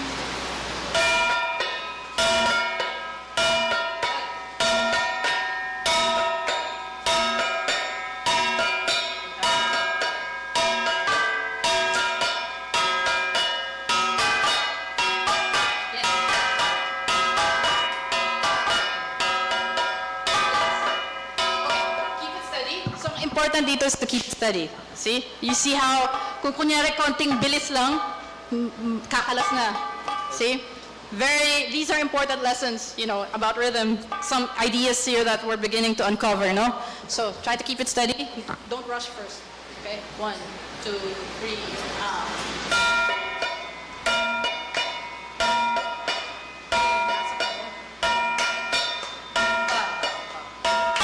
Yes.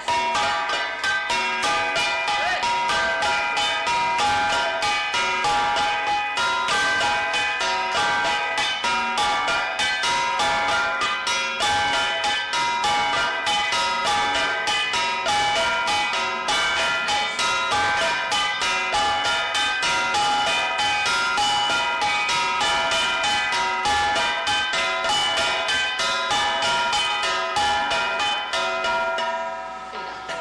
Okay, good. Now, when I say fade out, don't stop kagad. You really fade it out. Gradual softening. Okay? Sounded nice, no? Okay sila? Now, let's have a third gong player. Who wants to do it? Gangsa number 3. We have it here. Okay. So, this is yours. This side, this side. Oh my God, I forget your name. What's your name? Joseph. Joseph? Joseph. There you go. So, can I hear you first? Good. Nice sound. Let's bring. Yun. Very nice. Okay, so 1, 2, 3. Let's try it. You're the leader. Go. Steady.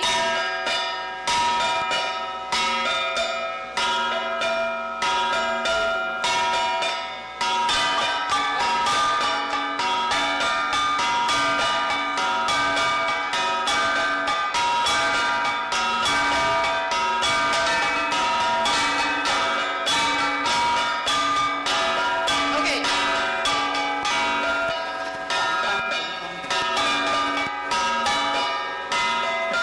Relax, relax. This is really confusing. Don't worry. You're doing fine. Okay, let's try it again.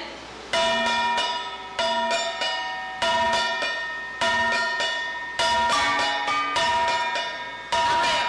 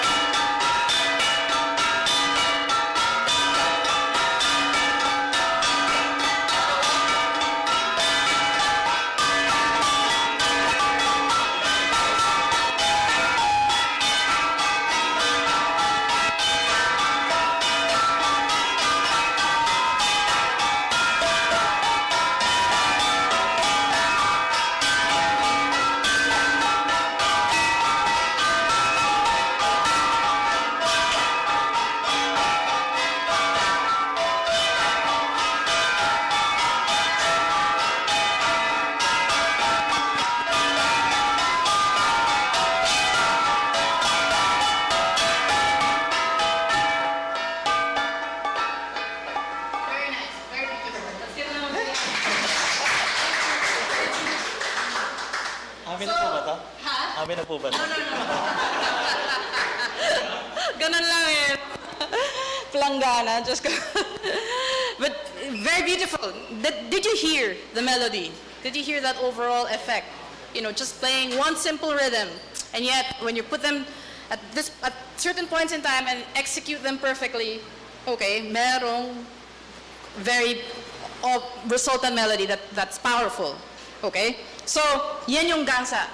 And again, ideally there should be 6 or even 7, okay? But with the limitations of the travel space that we have, hindi na magkakasya lahat.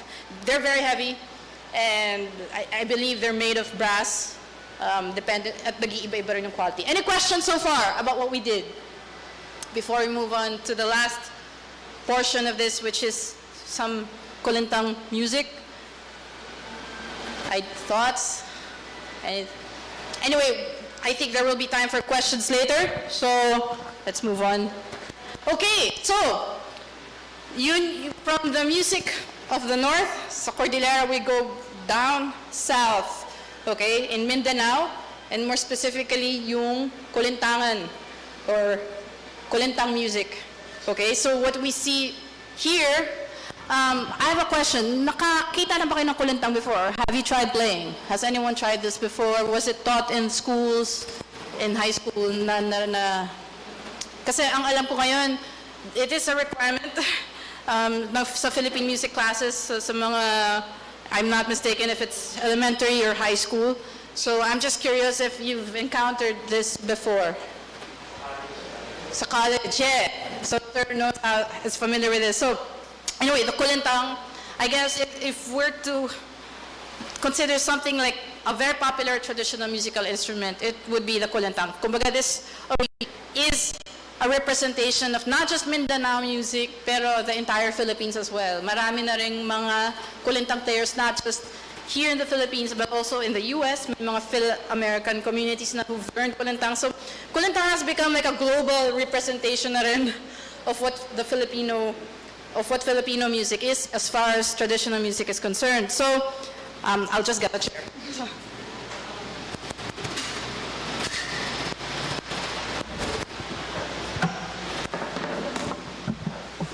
So, tatatsin nyo, how many gongs do you see? Ito yung kulintang. It's a set of gongs that are laid in a row, and it's mounted on a frame called antangan. How many do you see? 8. Okay, so sometimes, depending on what indigenous group, like sa Maguindanao, usually it's 8. So ang focus natin is Maguindanao kulintang. Meron din kulintang sa Sulu, meron din kulintang sa Maranao, and other parts in Mindanao na iba-ibang style. Meron din sa mga Tiboli. Okay, so this is a very exciting gong culture that we have down south, at maraming gongs sa Mindanao. So again, it's the wealth of percussion instruments, okay, that we have. And we have different kinds of gongs. Okay, the gong instrument is actually one percussion instrument that characterizes most of Southeast Asia. Okay, yung dami ng gongs dito sa Pilipinas sa Southeast Asia ay kasing dami ng drums sa Africa, okay, or European instruments abroad. So we have a lot of gongs here na iba-ibang klase. So here we have 8 gongs, okay? Now in some tribes there could be 7, or there could be 5, or there could be 12. Now if I play this, anong pansin nyo? Iba yung scale niya, hindi siya yung do, re, mi, fa, sol, la, si, do. So it's another thing to consider. Iba yung kanyang tuning system, okay? And no two kulintang sets are alike. Okay, so if I have another kulintang set here, baka iba rin yung kanyang tuning. They do have a concept of a scale where may mga certain intervals that have to be same. Kunyari, the third gong, the fourth gong, parating second interval yan, as far as pitches are concerned. Okay? But here, this one is medyo nasa minor third. It's a bit of a third pitch interval. Okay, so there are things to consider. Now, this is a percussion instrument, but it's also a melodic instrument. So, what else am I gonna say? Yung in Maguindanao kulintang, there are different kinds of styles or genre.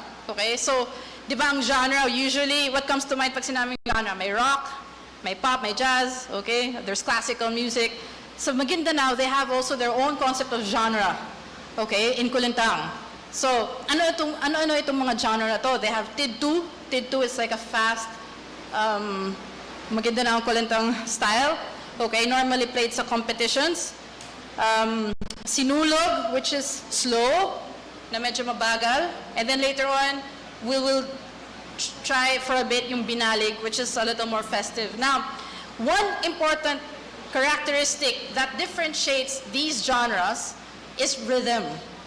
Okay? Kasi in every Kulintang piece, there is a rhythmic mode or a pattern, okay, which holds all the parts together. Now, a Kulintang kasi, meron din siyang mga kasamang supporting instruments. What you see here is a drum that accompanies the Kulintang. Ang tawag dyan ay dabakan. D-A-B-A-K-A-N. Can you all say it? Dabakan. Okay? So, meron pang iba actually na instrumento na yun lang, wala tayong space, hindi lang natin dalan, it's also not available. So, but yung important dito is the rhythmic mode or the pattern is the guide that holds all the other parts together. And for a Kulintang player like me, I have to know the rhythmic mode, so yun yung guide ko para hindi ako mawala. Okay? And yung mga accents rin of my piece will also have to be in sync with that rhythmic mode or with that rhythmic pattern. So, for example, I mentioned one competition piece or style in Maguindanao Kulintang, ang tawag ay Tidtu. Okay? T-I-D-T-U. Tidtu. Can you all say it? Tidtu. Good. So, ang Tidtu, meron siyang rhythmic mode that goes like this. 1, 2, 1, 2, 3, and. So, very cool.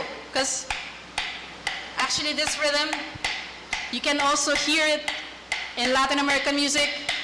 Or if you're into reggaeton, yung mga tala ni Sarah Geronimo. Okay? If I were to play the drums of this one.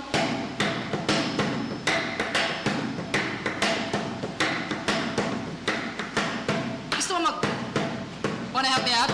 Okay, so Hans, palakpakan niyo naman si Hans. Also knows, he's actually a composer, by the way, so if you have questions about composing, you can also ask him about that. Will accompany me on the dabakan. And all-around guy. So, yun, yung pag sinabing Tidtu, may ganun siya, yung ganung accent. And you can also hear this in places like Latin America and Cuba. So may universal appeal din to, yung rhythm na to. And good.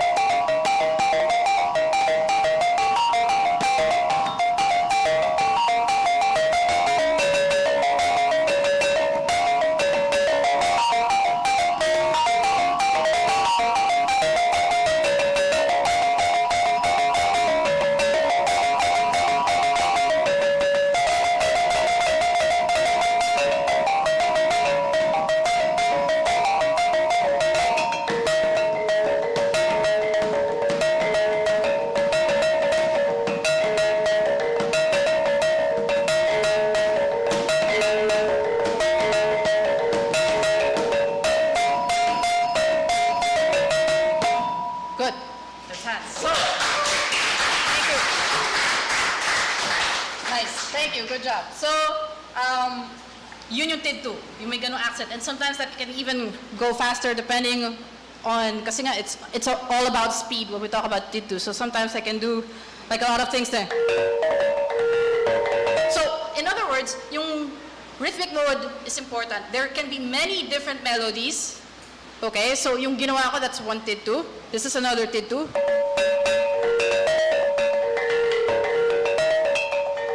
can clap na tap, tap.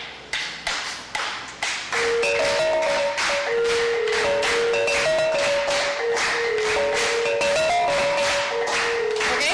That's also tip 2. Okay? Or another one, if you can do another, play one more time. Oh. Sorry.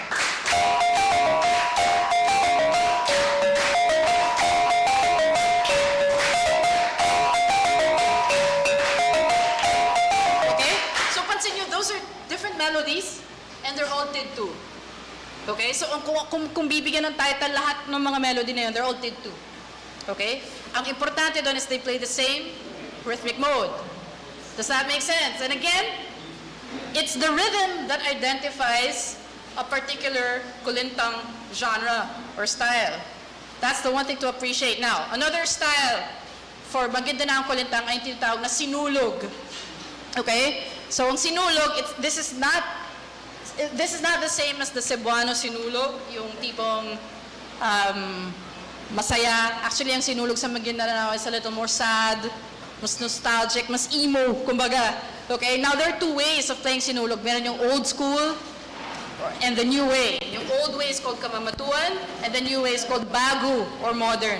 So, yung rhythmic mode of a modern sinulog goes something like this. It's a little more complex.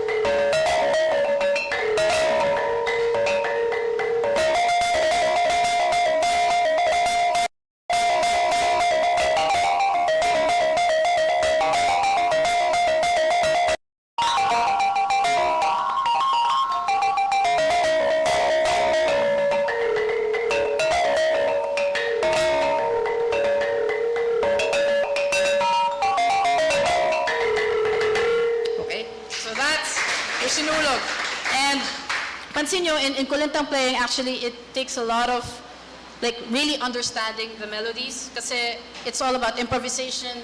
How do I learn this? I just have, like, key traditional melodic phrases, and I have to be able to improvise on that. So, nag-iiba rin yung bilis, yung gaano kahaba, gaano katagal, and it's up to me to decide when to end it. So, hindi siya yung parang isang kanta na flakado lahat. Okay? So, that's your sinulog. Now, another style would be, and this is our last for the day. Again, thank you for being with us so long. Binalig. Okay? So, yung binalig, it actually means something different. Okay? Ang binalig is normally played in festive occasions, community gatherings, so it's a little more, sa tempo rin, medyo moderate to fast. Okay? And ang rhythmic mode for the binalig, I'm gonna write it down and then decide. Okay. Can I erase this? Tayo dito. And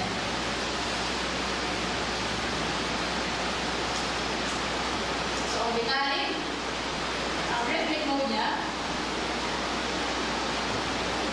dot is a rest, one. So, I don't know if you can see this. Let's put a bracket into it. So, I'm gonna tap it. Yes, you're actually correct. That's it. Tap, tap, tap, tap, tap, tap, tap, tap, tap. So, 1, 2, 3, and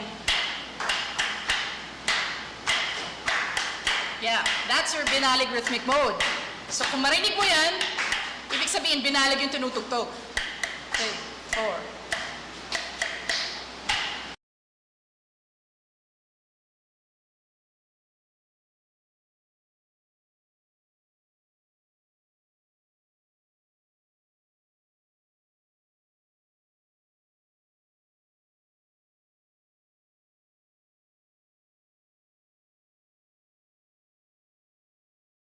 here is an example of, pasensya na yung mga sulat, mga estudyante ko, marami siyang marks. But this is an example of a notation sa kulintang. Now, traditionally, wala talagang pyesa sa kulintang. This is learned orally.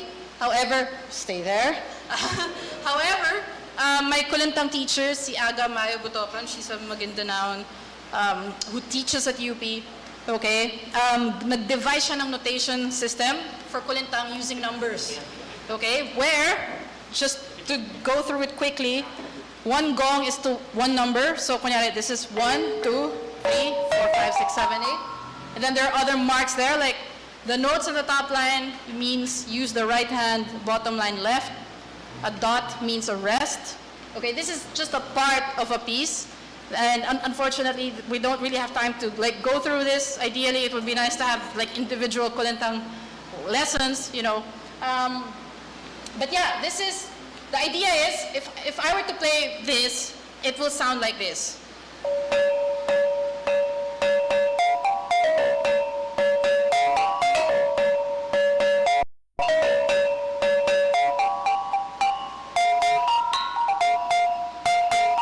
At naputol, kasi meron pang next page yan. Pero, this is an example of a binalig melody.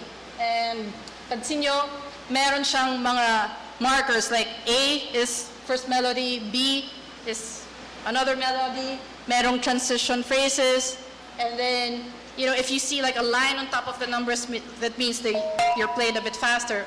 And I want you to see this para makita nyo, this is organized sound, okay? Rhythm is still very much in the picture. Hindi naman to bara-bara lang na I can play any melody I want, you know, this really has its own system. Especially when we're talking about kulintang. Okay? So, that's your binalig. So, I'm gonna end my talk, and then after that, well, I'll play a quick binalig piece, and then let's wrap it up. No? So, see if you can chat. And if you want to join Jafet as well with the clapping. Oops. 3, 4. Bam, bam, bam, bam, bam. Kulang ka. 1. There you go. Good. I'll play a different binalig piece.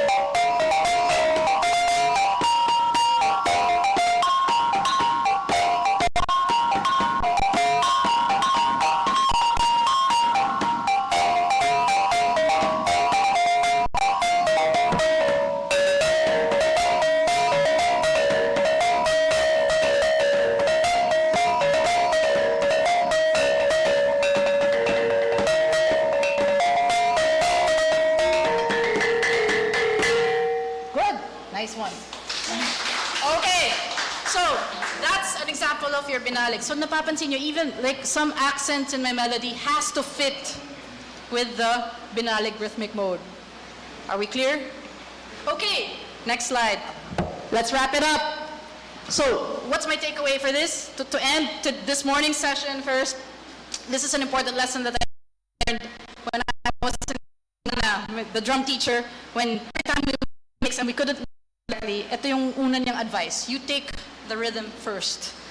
And I think in so many ways it works for me musically, you know. If you're overwhelmed, you know, start with a key concept. And usually the rhythm is the key.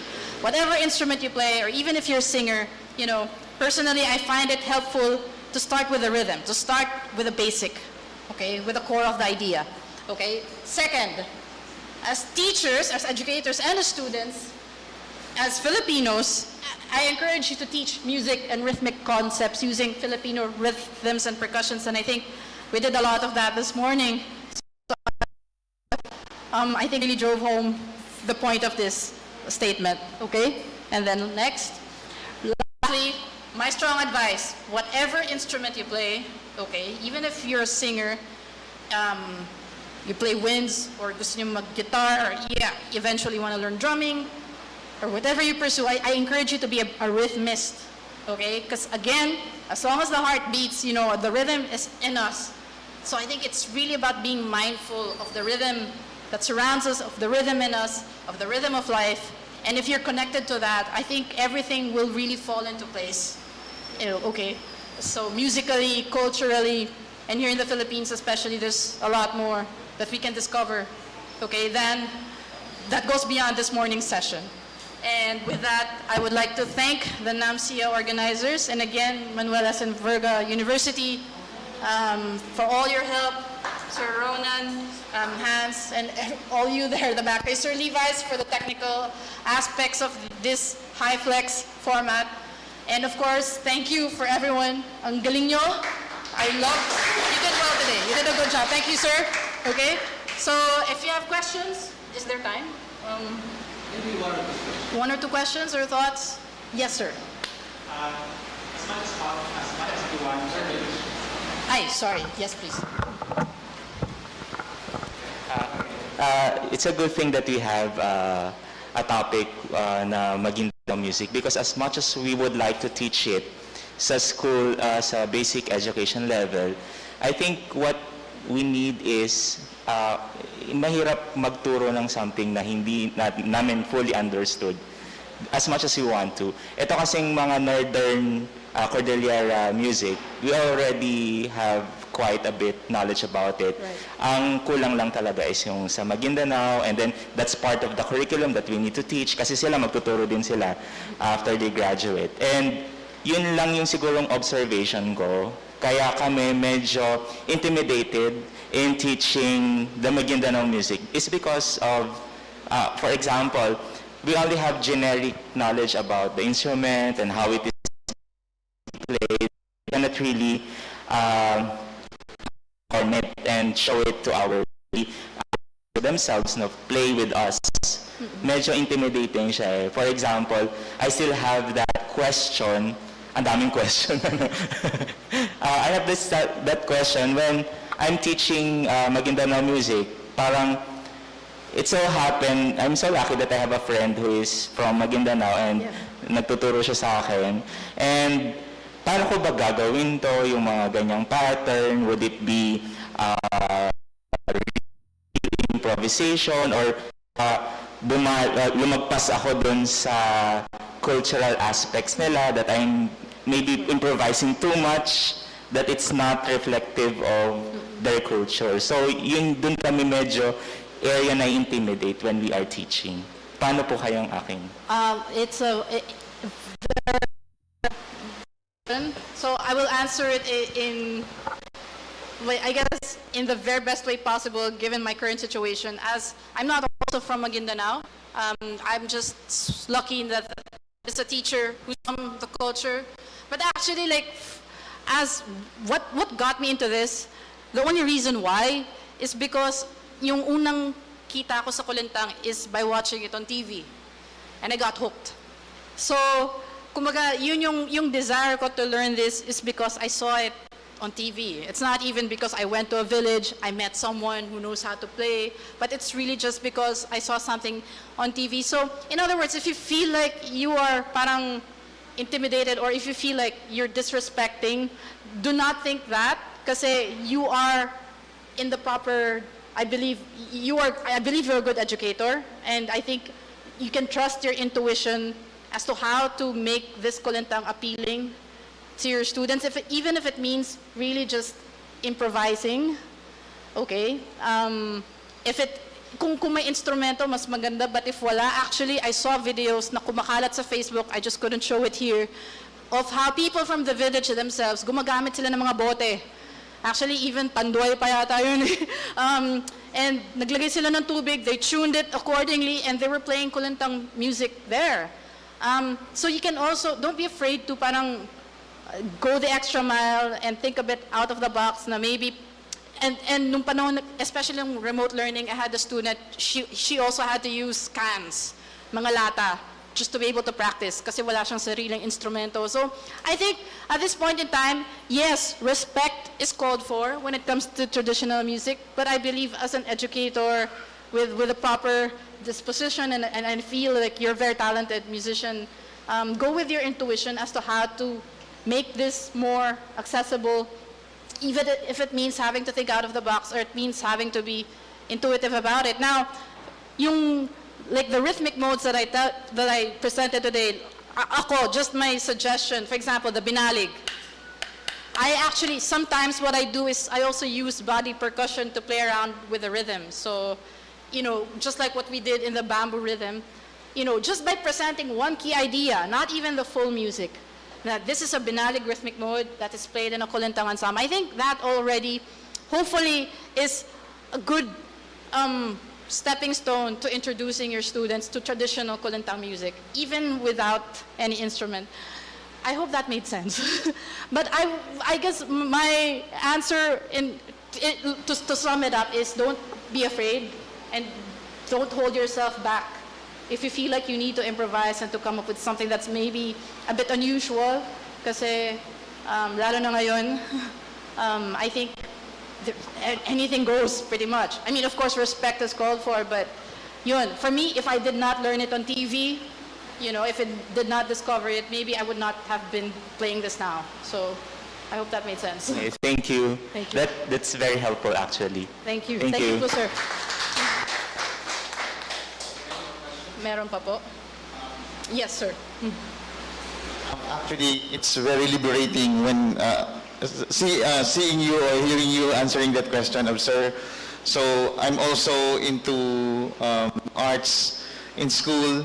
So I believe with the kulintang set that we have, we could already, even if I'm a theater teacher, I can apply that to my students. Thank you. Thank you very much, and I hope you can enjoy using them. So, yeah, thank you.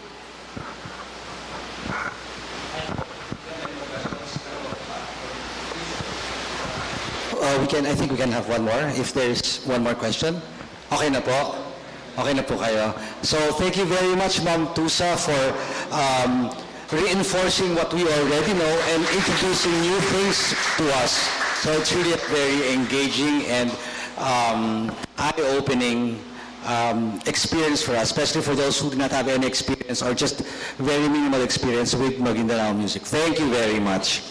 So, before we proceed, I would like to present a certificate of appreciation is presented to Teresa Montes for her invaluable contribution as workshop resource speaker for the 2022 NAMCYA Maglayog Lumipad Philippine Traditional Music Workshop, Southern Luzon Cluster, given the 17th day of September 2022 at Manuel Enverga University, Lucena. Signed, Virginia Naniagas Bactad, Chairperson, Renato B. Lucas, PhD President, and yours truly, Ronan Ferrer, DMA, Program and Artistic Director. Thank you very much, ma'am.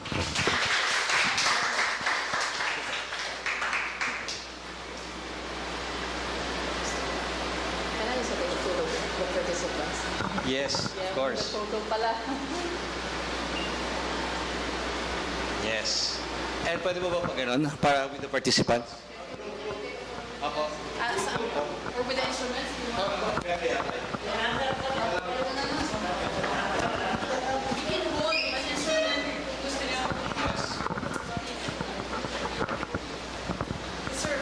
Yes, of course.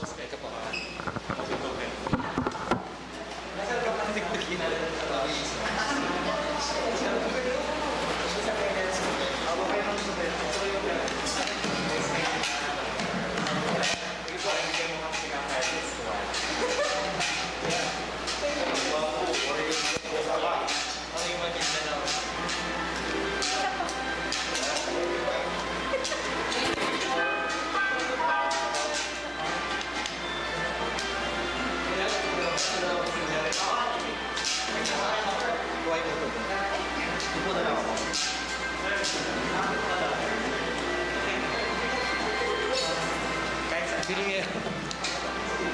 Ayan, thank you. Nice. It's a nice. A quick mask off. Sorry. Real love is archery. No Cupid, but a real bow. Shooting for the moon, only you and I know. Water this plant, grow family. Right. Light from the sun, yeah, we'll see. I'm gonna choose to love you, even when the feelings change. I'm gonna choose to love you. Know that I am here to stay. That's right. I'm gonna choose to love you, even on a rainy day. I'm gonna choose to love you.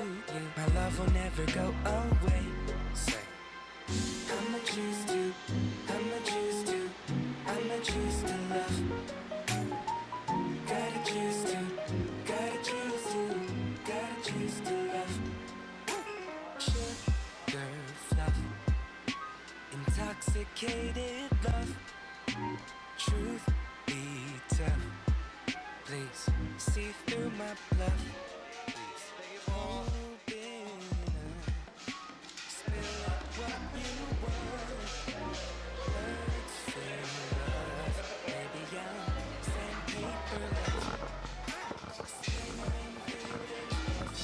We would like to thank the following: the National Commission for Culture and the Arts, Cultural Center of the Philippines, National Parks Development Committee, Department of Education, Manuel Enverga University Foundation, Enverga University President Madam Naila Enverga Leverisa, VP for External Relations Celso Habalia, Mr. I.L. Del Mundo, Liceo de Cagayan University, Silliman University, Vital Purified Drinking Water, WhatsApp.ph, and Malaya Business Insight. Thank you very much.